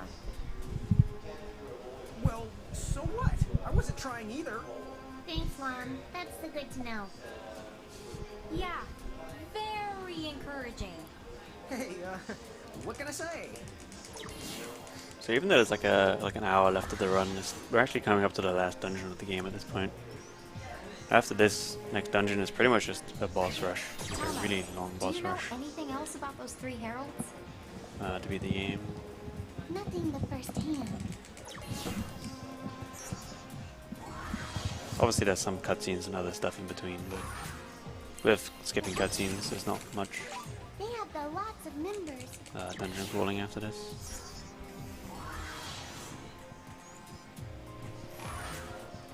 There's that many of them? Dude! Not only that, the ones with names and the numbers are the cruelest and most dangerous of all. Each is responsible for the destroying many of and across the worlds. Didn't the champions rise up to stop them? Of course they'd have tried. Without the champions.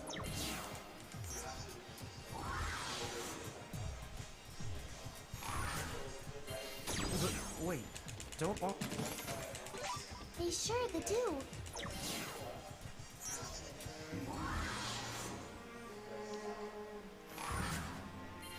Well, don't worry. We have the champions and a whole host of more.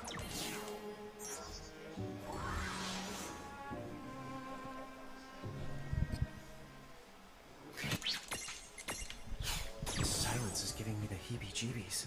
All the same, way the too creepy. It's kind of funny. It's supposed to be silent here, but if you're on a joyride, then the kind of It plays the song. the chippy music plays. It's also quite thematic. If you're on like a Magitech armor, it plays Terra's theme. It's pretty cool here. But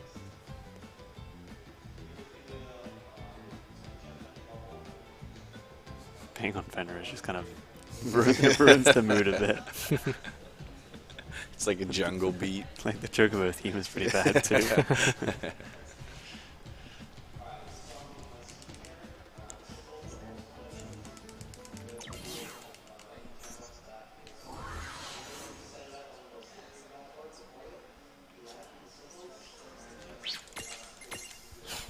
So this is Castle X9. It's kind of a cool maze. Description. It kind of brings back the mechanic of walking on walls, You are too.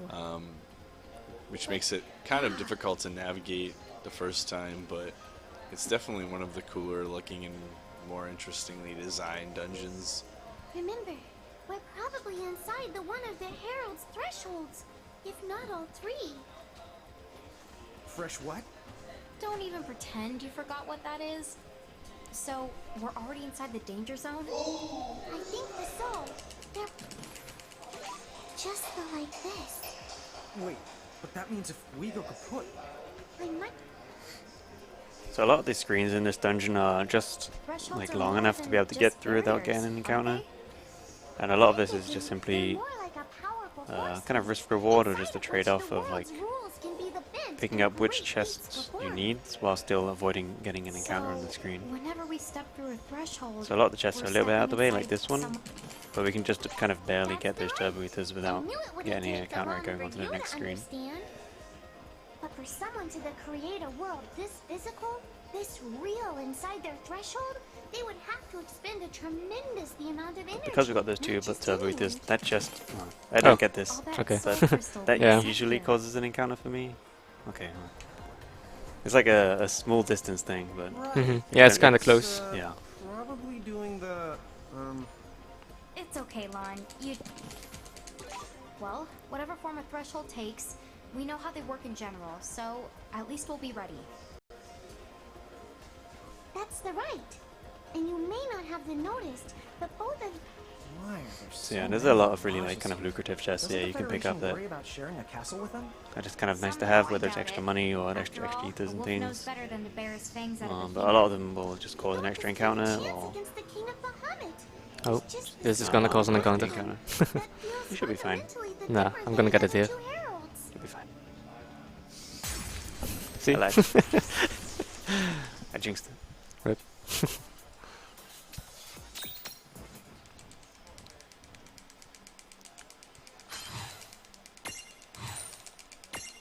It's like so close to the end. Feels bad, man. It's not even that close. I really wasn't. I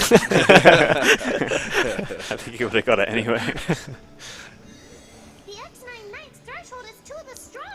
Isn't that So I have a number of these encounters with little mini-looking carbuncles, and after you defeat them, the contour of the area will shift so that you can explore more and travel more. predictable? Yeah, it's kind of a weak mini boss you have to kill to be able to advance. I think they kind of get don't they get a little stronger? No, the last one's stronger, one. but the initial four are Yeah. the same. Although there is one you don't have to fight. Did we beat him? Hopefully that means he's gone from the castle, if nothing else. Come on, let's keep going. Right. So yeah, there's 5 carbuncles in total. There's one you don't have to fight, because it just like it adds an area like all the others, but it's like an optional area that we don't need to go to. And then the last carbuncle, the 5th one, is a bit stronger than one of the other ones. This is kind of a nice safety item. They're wobble stoppers. You could just buy these, they're really cheap, but I don't know. I think normally in runs neither of us would pick them up, but for marathon safety it's kind of nice to have. Yeah, I've only started doing it like the last few runs. It's kind of nice because in the final boss rush they have like some moves that might topple you, or like barely topple you, so... Yeah. In this game, if enemies attack you enough, and with certain abilities and things, they have different like topple strengths. And after you've been hit enough, then your stack can start wobbling more and more, and then eventually you topple over. And the mirages in the stack will be unstacked, and they'll be stunned for a little while as well, and the ATB won't move for a bit. So it's like a really, really dangerous situation to be stacked, to be like toppled, sorry. So you can use a wobble stopper to fix that, and then you'll be like normal again. Or you can manually unstack and then restack, fixes it as well.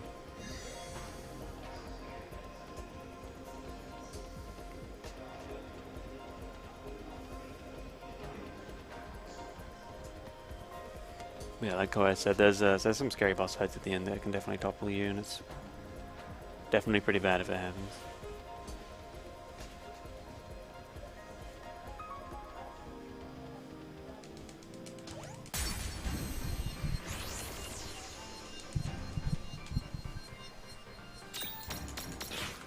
And each stack that you have kind of has its own like stacked strength as well. I forget what it's called. Like stack stability. Yeah, I think that's what it's called indeed. So some stacks that you have are like stronger and are less likely to topple than others. I think both of the stacks we have are both weak, so they're both really pretty easy to topple. But the way it works is it's kind of determined by your weight. So you kind of want like a larger gap between the weights. So if you have like a weight 1 small and a weight 3 medium and a weight 5 large, that's like medium, I think, like a normal. But if it's like a weight 3 small, a weight 4 medium and a weight 5, because the gap between them is so small, that would be like a weak stack. It'd be easy to topple. So like the bigger the gap between the weights, between the small, medium and large, the stronger your stack strength is.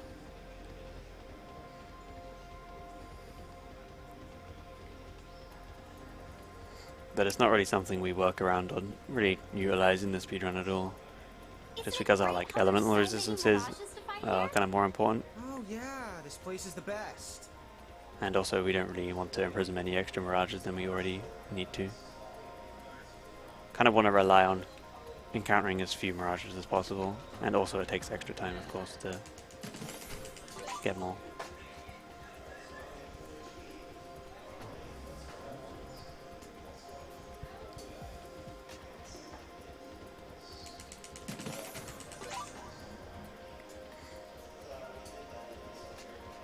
This is the carbuncle you can skip here, but we still want to go past it because it has 3 megalixirs, which is probably the most valuable chest in the whole game.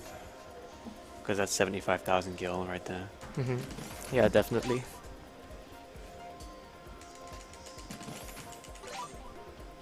The Mega Ether is pretty nice to have. I guess you might keep one or sell one. They sell for 12,500, so they're pretty nice to sell. Yeah, I sell all of them. You sell all of them. Yeah, at this point, ethers are also going to be used later on, like I said earlier. So, elixirs, turbo ethers, high ethers, and ethers will all be used. And there is one kind of optional mega ether you can pick up if you want to use one, but it causes an encounter. We've already gone past it. Is a mega ether like an AoE turbo ether or like high ether? I think turbo ether. I think it's turbo. Okay. AoE, yeah. Might even just be full. I don't remember.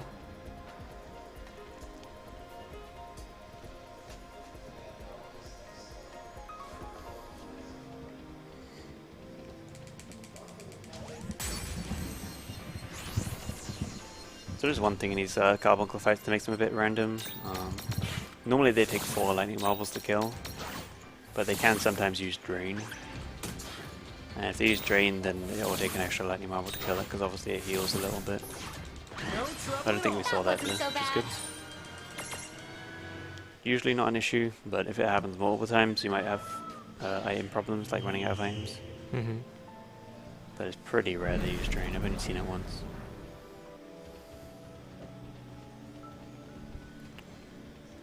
I think you have like 4 or 5 spare items, so Yeah, it's most of the time you're fine. Yeah. I wouldn't worry about it too much, but it is kind of annoying. Mm-hmm. In this game, you kind of want to work your turns in pairs, especially early game, because obviously you have 2 characters. So the difference between a fight taking like 3 turns versus 2 turns is pretty different. It's pretty significant. So this is the last Carmichael. It takes 9 lightning marbles, so he's unstacked for this one.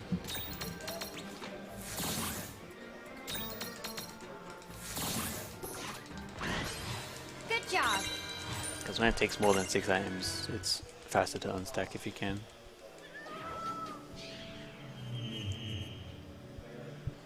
Well, I think 6 items is about break even on unstacking versus staying stacked. Yeah, sounds about right.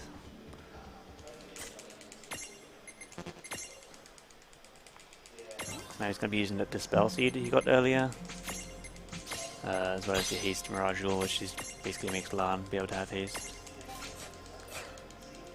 As well as Rain, because Electrokick has haste normally.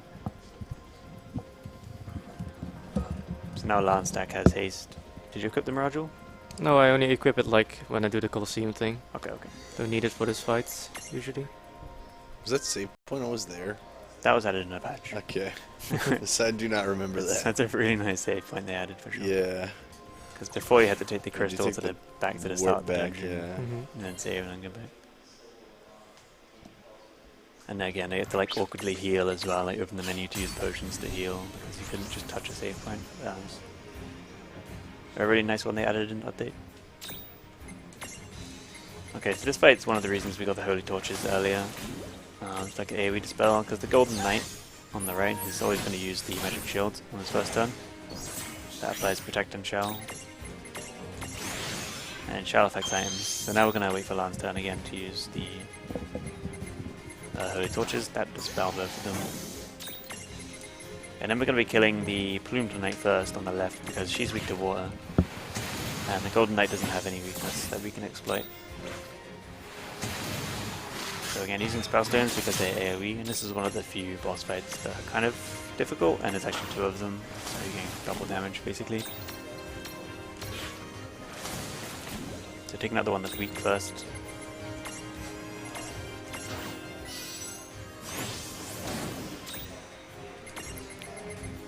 Bit unlucky on the turns. At this point, fights become a lot of improv as well, just based on what enemies do. A lot of it's very reactionary and having to heal, or whether you can throw more items and stuff. Also, in this fight, the another objective is that the Searcher needs to get a lot of the XP. So I think at least 3 Mirages need to die, so I think all of Rain's stack is going to die here. And the Searcher has to survive, which is again is a little like ball sitting on Lan's head. So the Searcher gets more XP because the XP is distributed between the surviving Mirages. So that's the topple that we talked about earlier. Pretty scary. Especially when he needs to suicide. This is not really a good situation.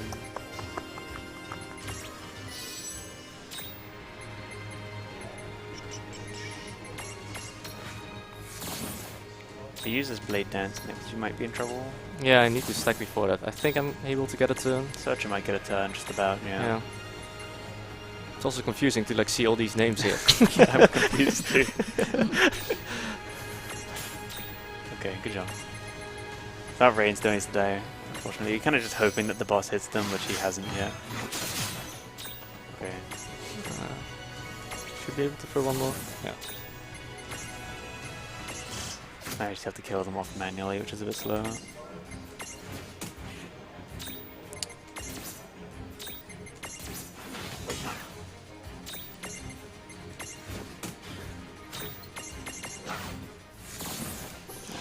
A little bit of a slow fight, but not there. Victory! So we need a level 44 on the Searcher. There's one more boss fight here, but this next one you don't get any XP for, so have to make sure you get all the XP in that fight, not this one, because you don't get any here.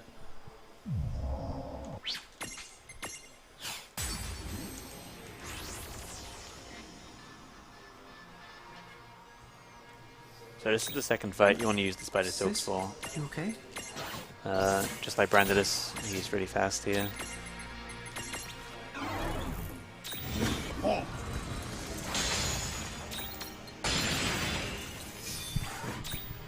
Kind of a rough start.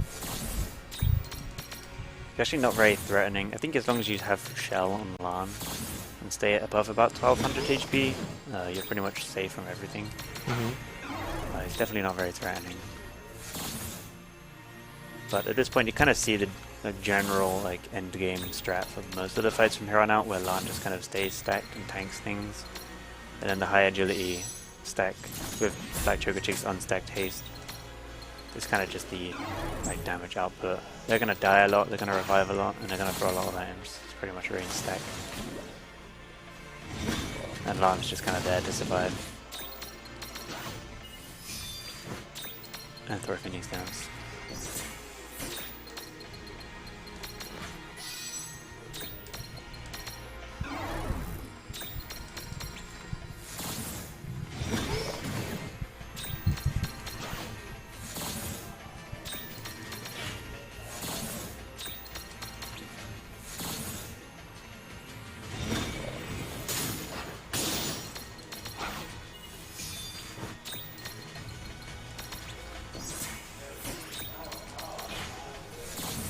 The tricky thing here, and in some cases later on too, is that buffs like Protect and Shell and Reflect still run out sometimes, like over time.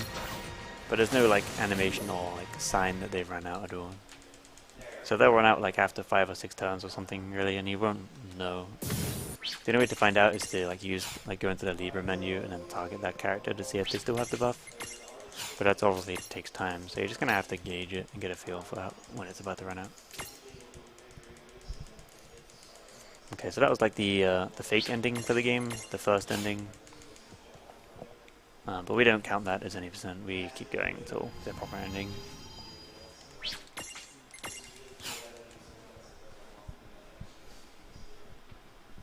Hey, let's go wait on the deck.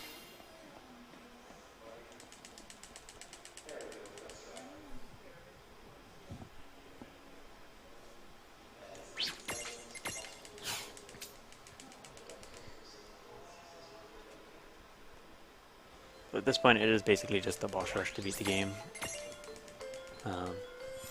It's quite a lot to do. Quite a lot of bosses and things to do. There's no more dungeons at this point.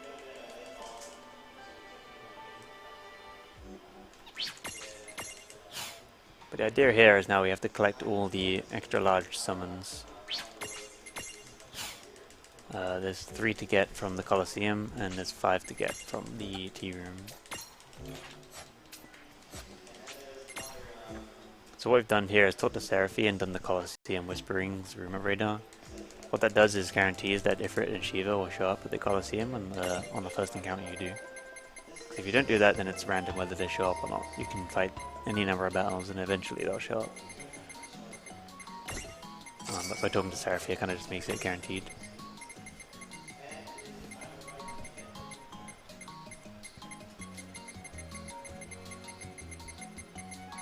And I think this is the last shopping of the game.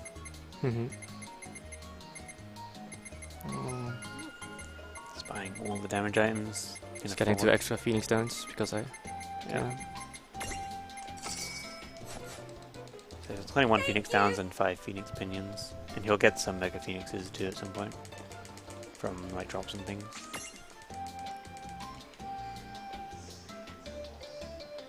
So this is the Colosseum. We went here way earlier when it forced you to go here, and then we left immediately. But this fight is just basically a bunch of optional fights you can do. But you do have to fight Shiva and Ifrit and Ramu because you need to imprison them for story reasons. And the reason we needed to get level 44 on Searcher is because it's going to become a Death Searcher. And Death Searcher is really good because it has an ability called Gravity, which you've played another Final Fantasy game, then you'll probably already know what it does. It does 25% of the enemy's maximum HP and damage, or current HP and damage, sorry. And in this game that works on boss fights. So you can do 25% HP of any enemy in the game in one turn. But it does cost 10 AP in the battle, so it's really expensive, which is why we need those ethers and turbo ethers. I think turbo ethers restore 10 AP, high ethers are 6. Turbo is 8. Turbo is 8, high ethers are 6, and regular ethers are 4. Yep. Okay, so this is the Shiva Nifra fight. I need to imprison both of these. Like I explained way earlier, but again, by doing the action multiple times, you can see it increases our chances of imprisoning them. You can kind of see the glow and the sound effect becoming more apparent with each use. So we do it 3 times, and it's about like 80 to 90% capture rate, I'd say, with 3 hits. You can definitely still fail. Oh, but that was nice.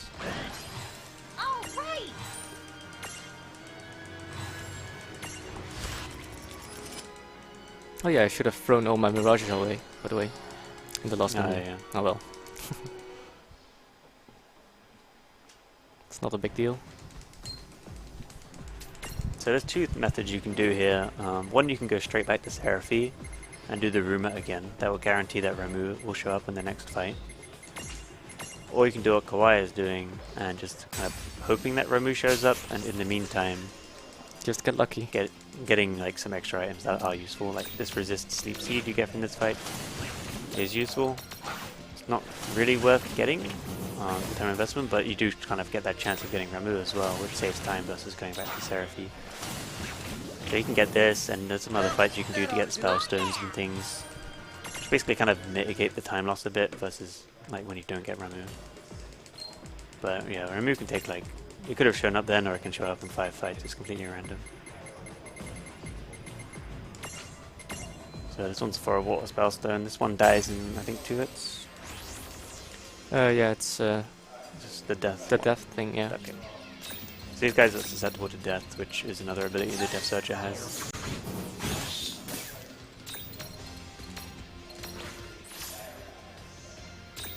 I only got 1. Oh wait, I don't need that. Yeah, that's I think. Yeah, 8? it's Oh. indeed 8. Predictable. Gonna try one more time. So there's one more pretty easy fight. I think it's the Team Reds. It's a 37. This one. Oh, okay. So this one dies in just 2 lightning marbles. Got lucky. Oh yeah, they got Ramu. You can tell because they're loading screen instead of the battle transition. In that case, I'm gonna skip the battle. Take out the cutscene, and now we can go straight to Ramu.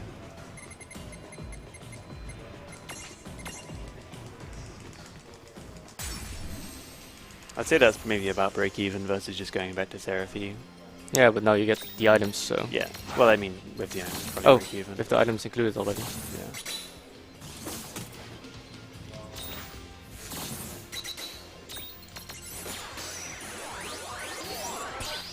At least no fails.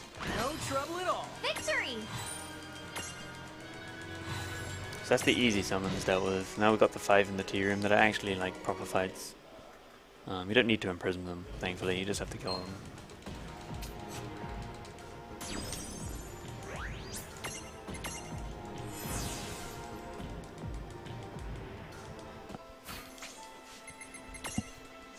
But that Colosseum stuff is definitely random and definitely annoying when you're trying to get a good time.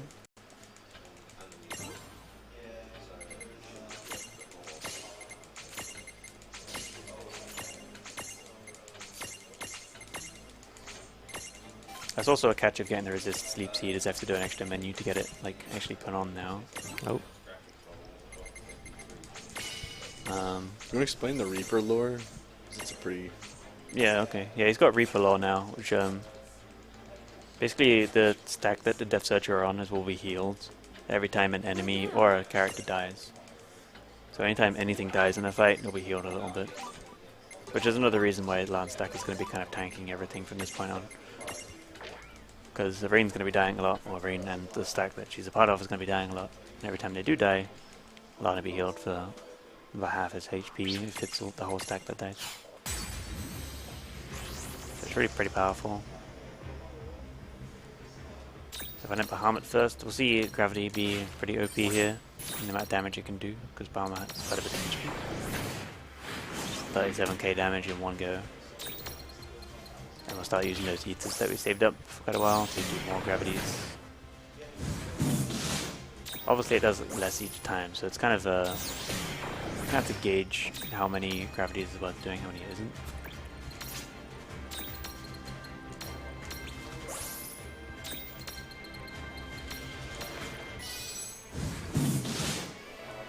So touchdown is a really annoying ability for these, because it kills off everything. And also has pretty high topple strength, so it gets to a point, if he keeps using it, it gets to a point where Lan stack my topple as well.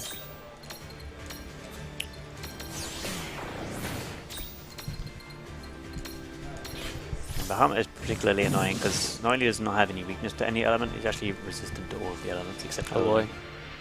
Don't do it. Okay, that's lucky.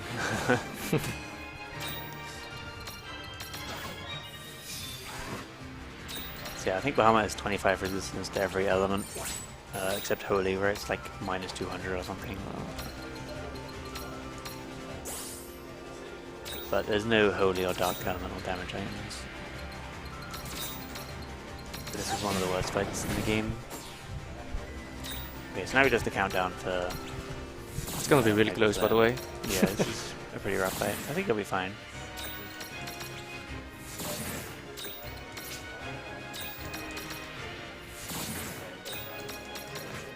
I think I'm barely gonna make it, but we'll see.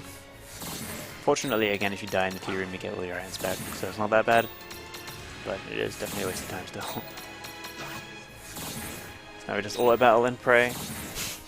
Kind of, unfortunately, you don't even get to see his health bar when you're auto battling, so you really do like have very little idea of whether you're actually going to get it in time or not.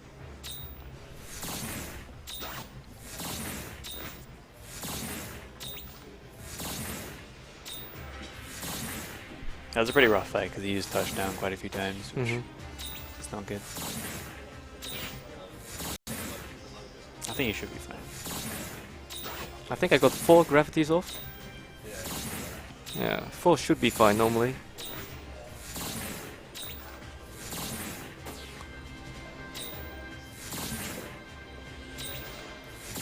Oh boy. Oh boy. Oh boy.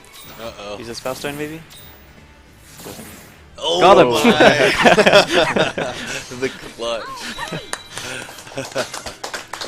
Yeah, All clap planned. for RNG. That's awesome. Yeah, it's really annoying to die too because it's one of the longer fights. Yeah. Oh, I don't want you. Yeah, this is where it's nice to empty your prism case in the previous menu, but KaWai forgot to do it. Yeah. Because it doesn't ask you then if you want to keep it or not, it just does it anyway. Forgot to do this earlier. Did you equip Titus? Yep. Okay. What now?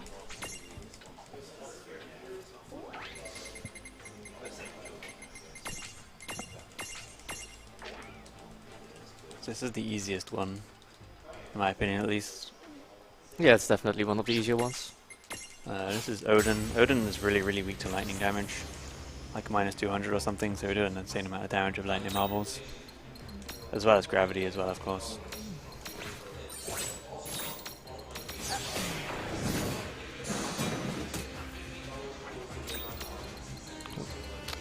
He can be annoying if he keeps doing going there.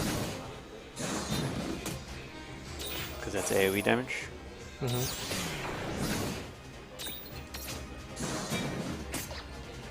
It's kind of annoying. Black Joker Chick dying at any point is really annoying because he's by far the strongest character. The unstacked haste is really overpowered because it has really high agility too.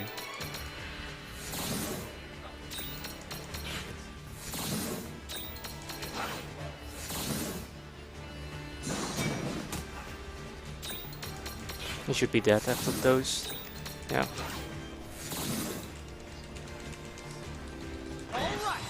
Good job.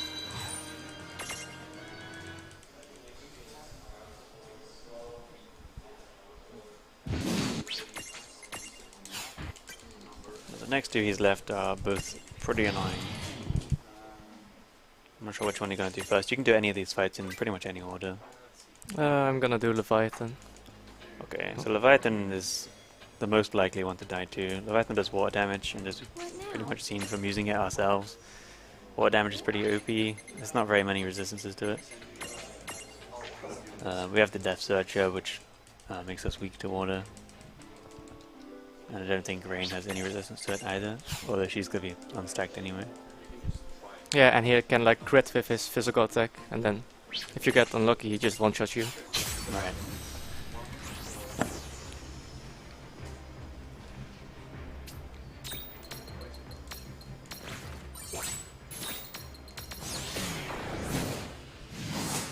That attack. Yeah, it's a pretty strong ability. Obviously it's AoE, so when Rain's unstacked, it's going to kill them both.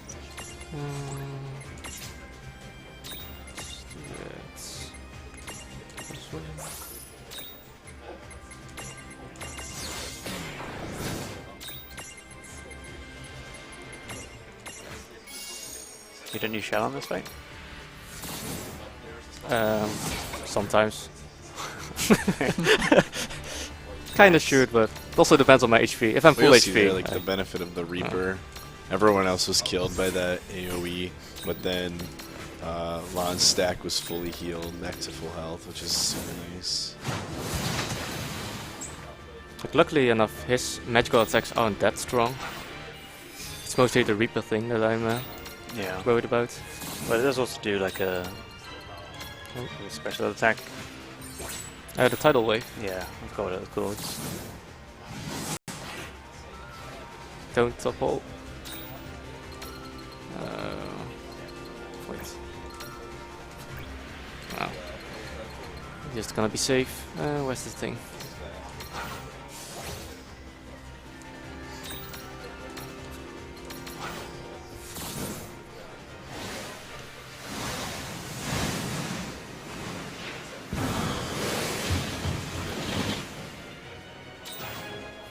This where the run kind of gets interesting too, because you can see different runners do different like decisions on what you would do, because a lot of the fights are just really improv. That wasn't so bad. There's so many different like turns you can do. Yeah, it's a matter of like risk reward. Yeah. How much time you want to invest in something.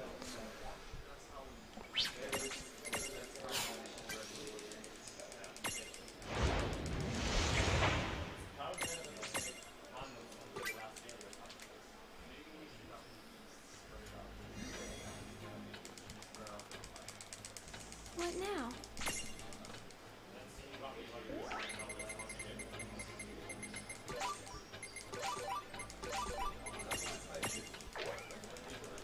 So this fight is really rough too. It's not very likely to die to this fight. But Diablo has an ability called Nightmare, which puts everyone to sleep.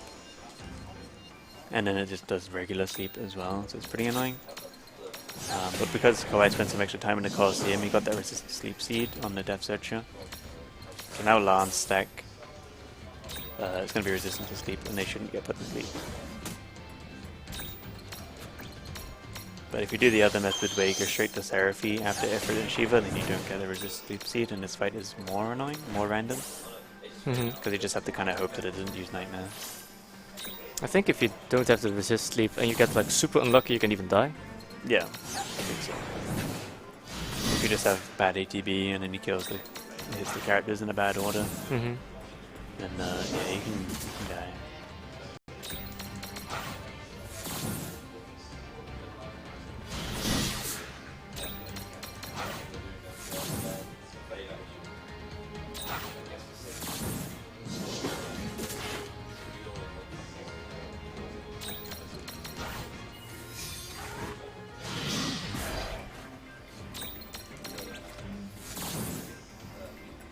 So with Diablo, there's actually a refight after this as well. You fight him, there's like 2 phases to this fight. So you fight him once like we are now, and then you'll fight him again in a second.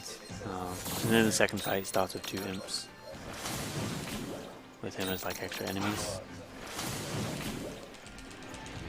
So that went pretty well. We had 1 nightmare I think. But with resist sleep seed, this fight is a lot more consistent.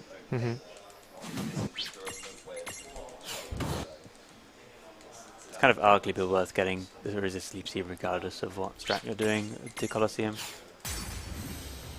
But it kind of just depends on how well your fight goes without it. Because if you don't get it and you get no nightmares, then obviously you'll save time.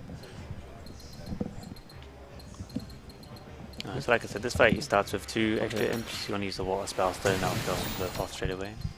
With another one, yeah. The wind and fire and ice spell stone are all just kind of basically spare. There's no enemy that's particularly weak to any of those elements. So anytime you're hitting a boss that doesn't have a weakness is when you want to use those ones. Ideally you want to keep at least one of each for the last boss though.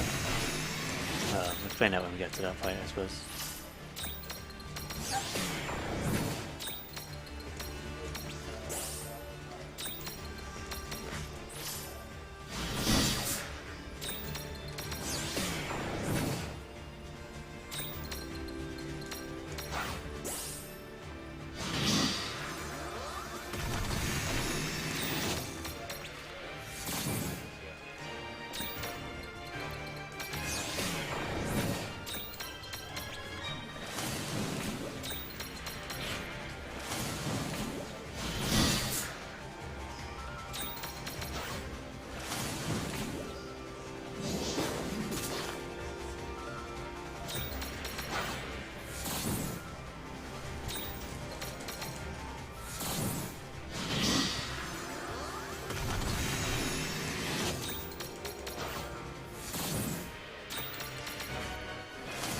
Just in case you're confused, there's like no reason why he's using Dragon Scales and Lightning Marbles here.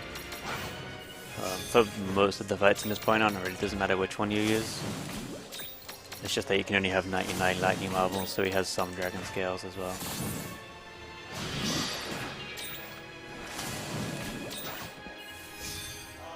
Yeah.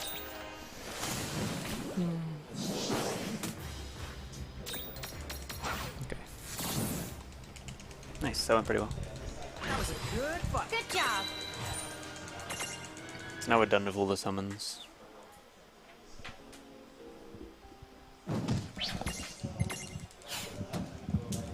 And then there's one more fight to do before the final boss rush.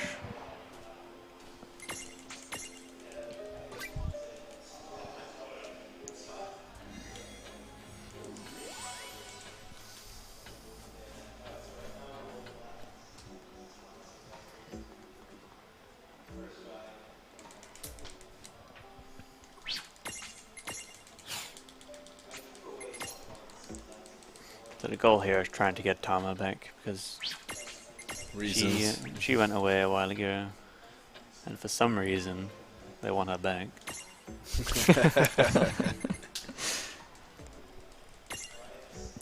But it's interesting because the only way to bring her back is by killing a creature that pretty much looks just like her.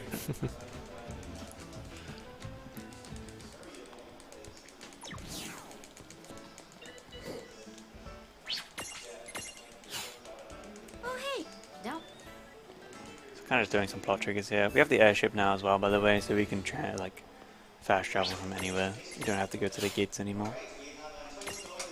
So from here we can fast travel to the icicle ridge instead of running all the way up like we did earlier.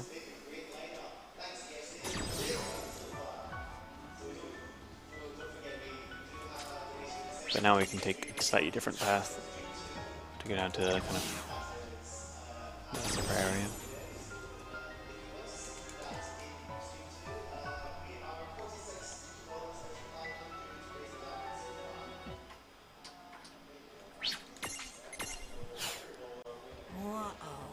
We let that karmic kook find the black fox and kill it. Won't that ruin all of our chances? Oh, let's go after him, Rain. Right.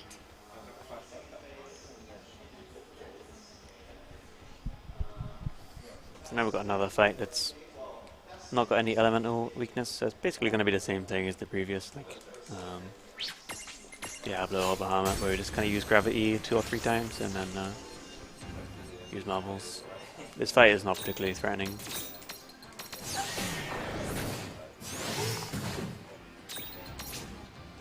It doesn't have have all that much HP.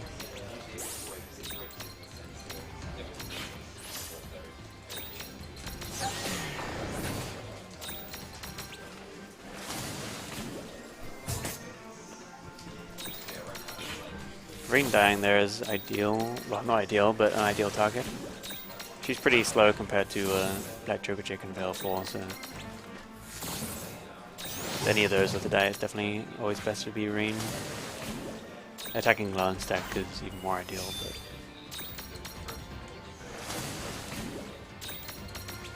Black Joker Chick is definitely the one you want alive the most, followed by Veil 4. Victory!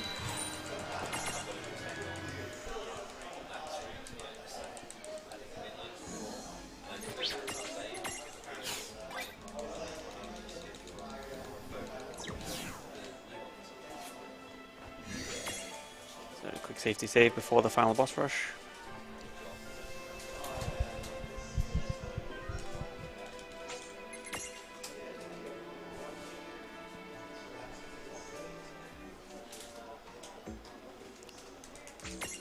Here. Oh. Still have to go to here first. Yeah. You go to this place quite a lot, so it's really easy to forget the order of events and things. All the story triggers.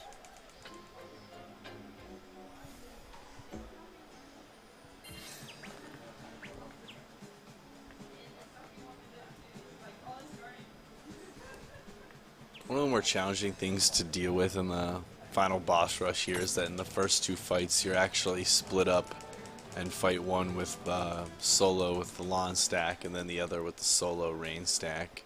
So you kind of have to adjust for not having an additional stack that you can unstack and have 3 more turns.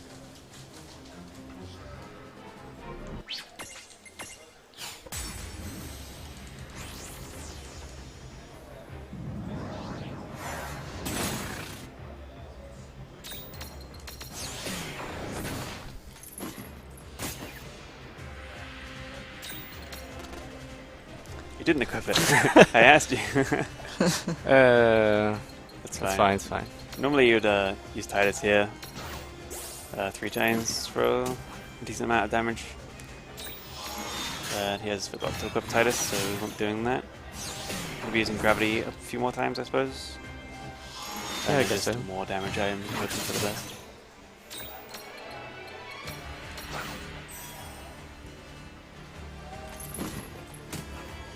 That was unfortunate.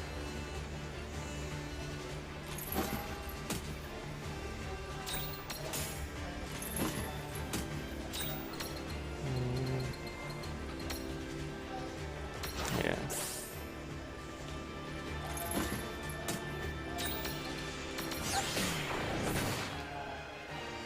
So yeah, the champion medals in this game kind of work like summons from previous games, but they just come out, do an animation, and do some damage. So that's what we would normally do here, and in an update they made it so that you can skip the animation too, so this is the fight we're going to use them all on. You can only use them like 3 times before you run out of these stars. And you have to go and like win a bunch of battles to get them back. They kind of refill over time.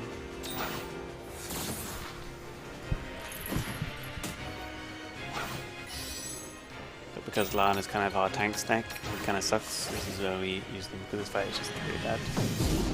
Disaster is a pretty horrible ability too, because you get... this time it wasn't too bad, just Oblivion and Blind. Usually it inflicts Doom. Yeah. It's the only way to get rid of Doom is to use a Remedy Plus, which I don't have very many of in this situation. I have like 4 remedy pluses, I think. That went really well regardless. I think you got pretty lucky there. Played well.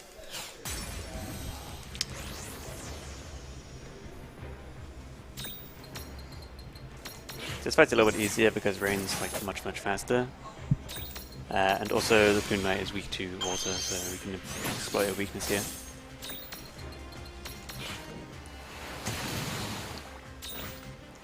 We have a $20 anonymous donation. We need more Stream 2 donations. Also, go Eiko.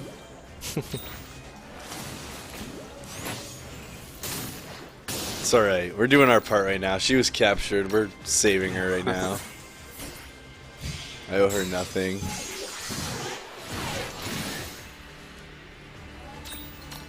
Yeah. I think it's more important to heal. I'm also slowed, so it kinda sucks. Yeah, the ice attack is kind of like slow. Yeah, it's called freezing dust. The damage is not too bad, but despite having quite a fast stack, it slows you down pretty poorly.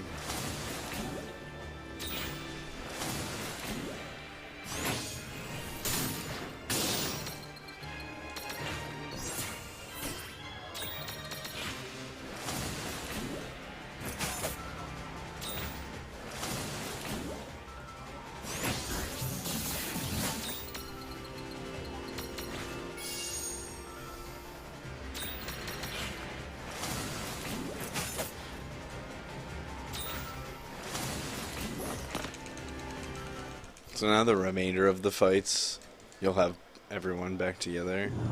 Yeah. Now these previous two fights have kind of fused together. It's basically a refight of The previous fight. the end of the yeah. It's just significantly easier with both. Oh yeah. She's still weak to water too, so it's not bad at all this fight.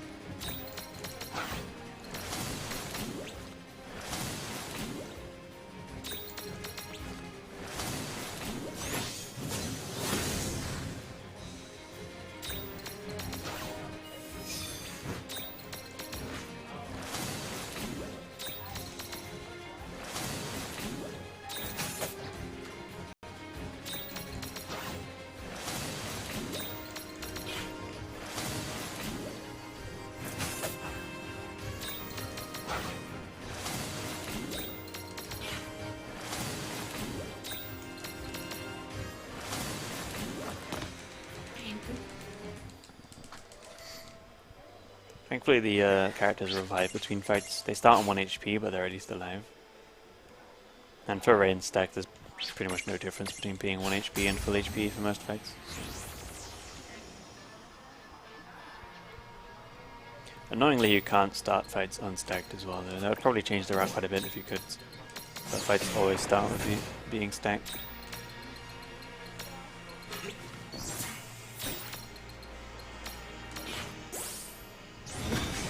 This is the second to last fight. This guy does not have any element of weakness, so we're using more gravities here.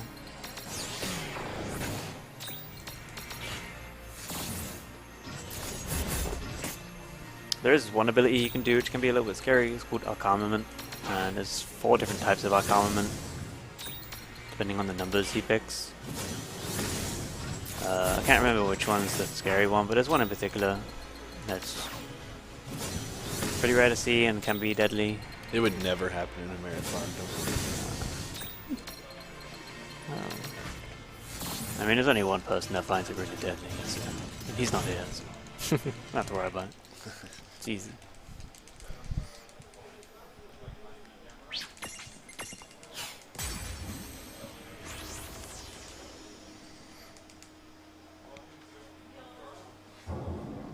So this is the final boss. He has like an interesting mechanic in which the elements he is weak to and absorbs changes throughout the battle based on the color of the stripe on the side of him that begins as like a neutral white. Yeah, he also gets faster the more damage. Yeah, he you gets. do in. If you just pay attention to his like ATB avatar, he goes from like slightly faster to our members to like noticeably quicker. We did find kind of I don't know if it's an exploit or a what, but if you do damage to him on the very first turn, like we did gravity straight away, then his ATB doesn't speed up dramatically as it did before. Because before we'd kind of like set up with protecting shell and hasten everything and then start doing damage with gravity because he'd get so fast. But I found out recently that if you do gravity straight away, he doesn't get that insane speed boost straight away. He still does get faster over time. And after a while, he's going to start doing a countdown with either 5 seconds on it or 3 seconds on it, seemingly randomly, whether it's 5 or 3.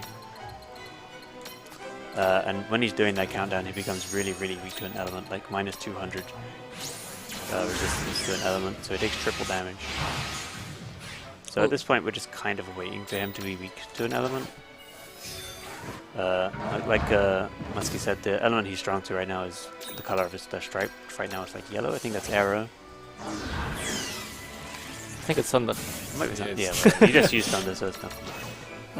Let us know when time is coming up. Yeah, we'll let you know. Whenever the countdown begins is when you can be ready for it. Yeah, that's why we have those spell stones left.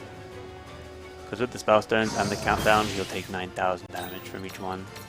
So it should just be 2 spell stones as soon as he does the countdown, which is hopefully soon. Sometimes you can go this whole fight and he'll never do it though, so it's pretty annoying. And you keep having to react to what he does. Like Dispel, you have to throw up for Reflect, Protect, Shell, and everything again.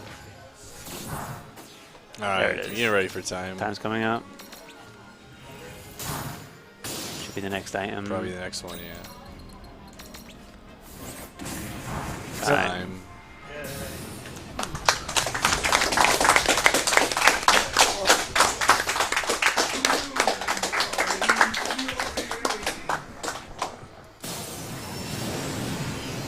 Good job.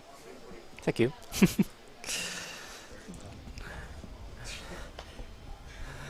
Any last words? Well, thanks a lot for like commentating. That No problem. Kind of Very destroyed nice. the estimate. yeah.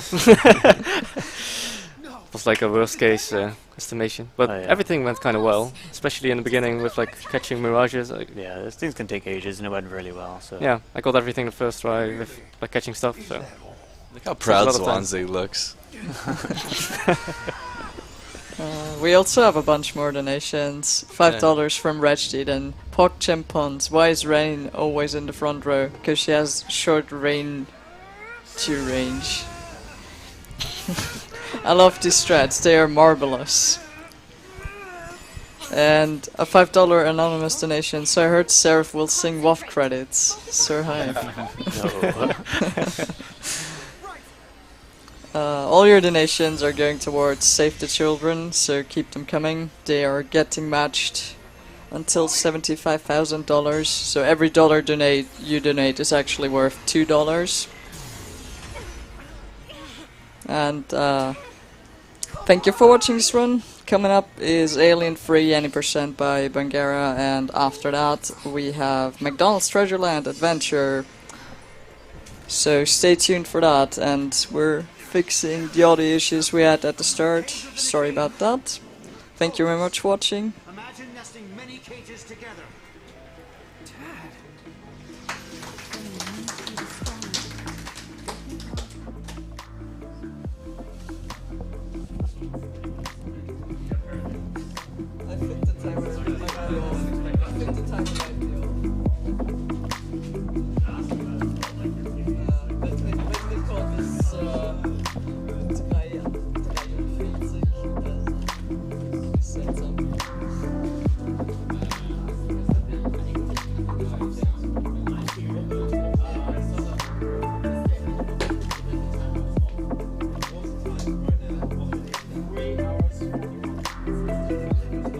Yeah, they started early. I know, because I was here at exactly 10 and then Yeah, no, it's not about that.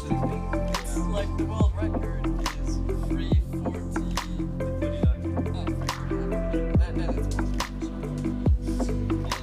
It's just a good run. Stop diminishing the guy's accomplishments.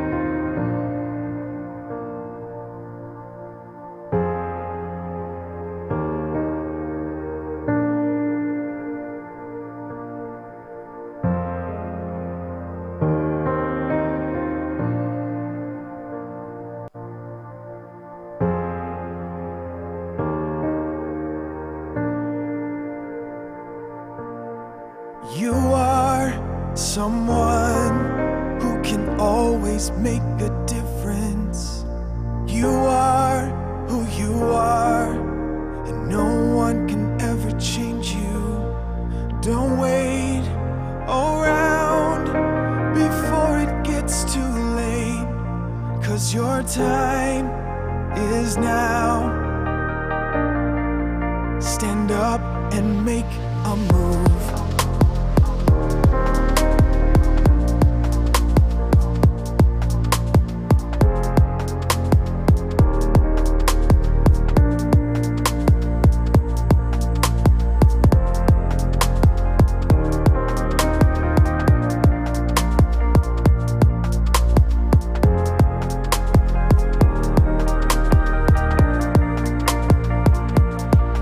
Yeah, you are the one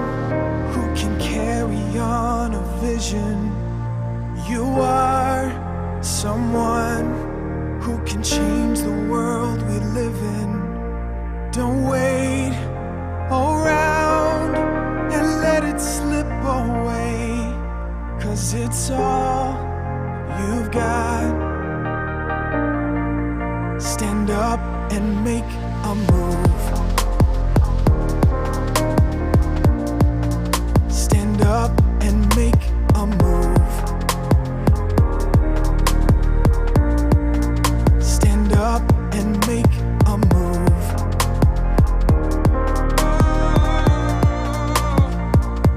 Yeah, make a move.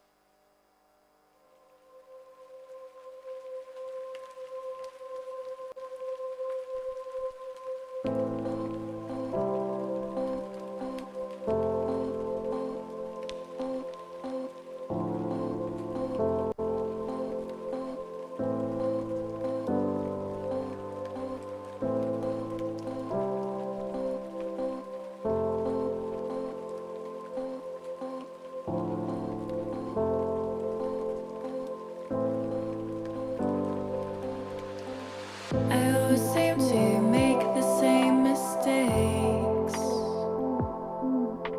Too quick to fall, too fast to push away, away. I miss the warmth of your touch and your embrace. No one ever made me feel so safe, so safe. Slow down, don't forget me now. I don't wanna fade out of your memory, your memory. Hold up, I know I have my doubts, but I want to fade back into your memory, your memory, your memory.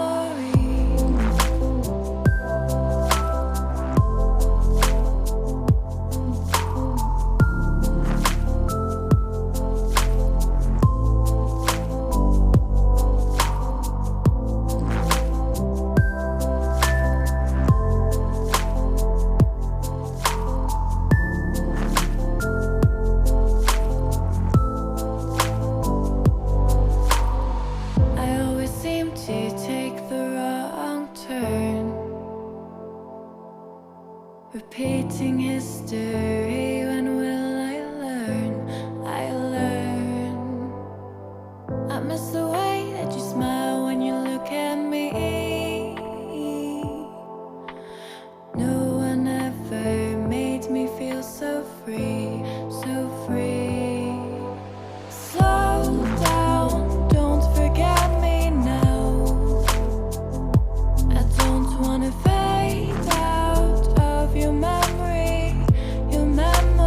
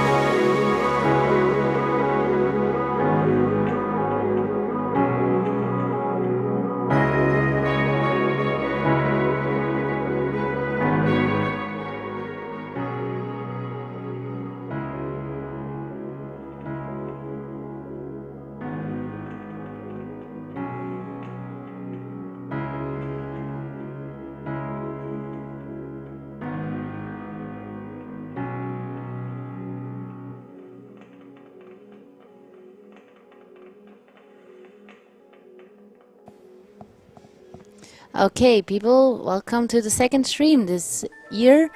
And next up is Alien 3, Any Percent by Bangera. It's a bit lonely here, but I hope the RNG is in your favor, so go on. Alright. Is the microphone working? Yeah. Cool. Alright, so we're a little bit ahead of schedule, so a little bit of an empty room, but hey. We're gonna try our best, right? We've got this super exciting game here, Alien 3. So yeah, what's gonna go down is we're gonna go collecting keys for a good amount of time, about, like, I'd say 9 minutes.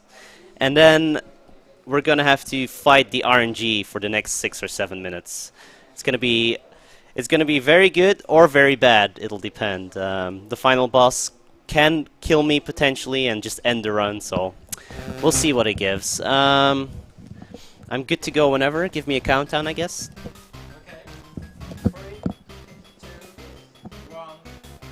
Alright. So,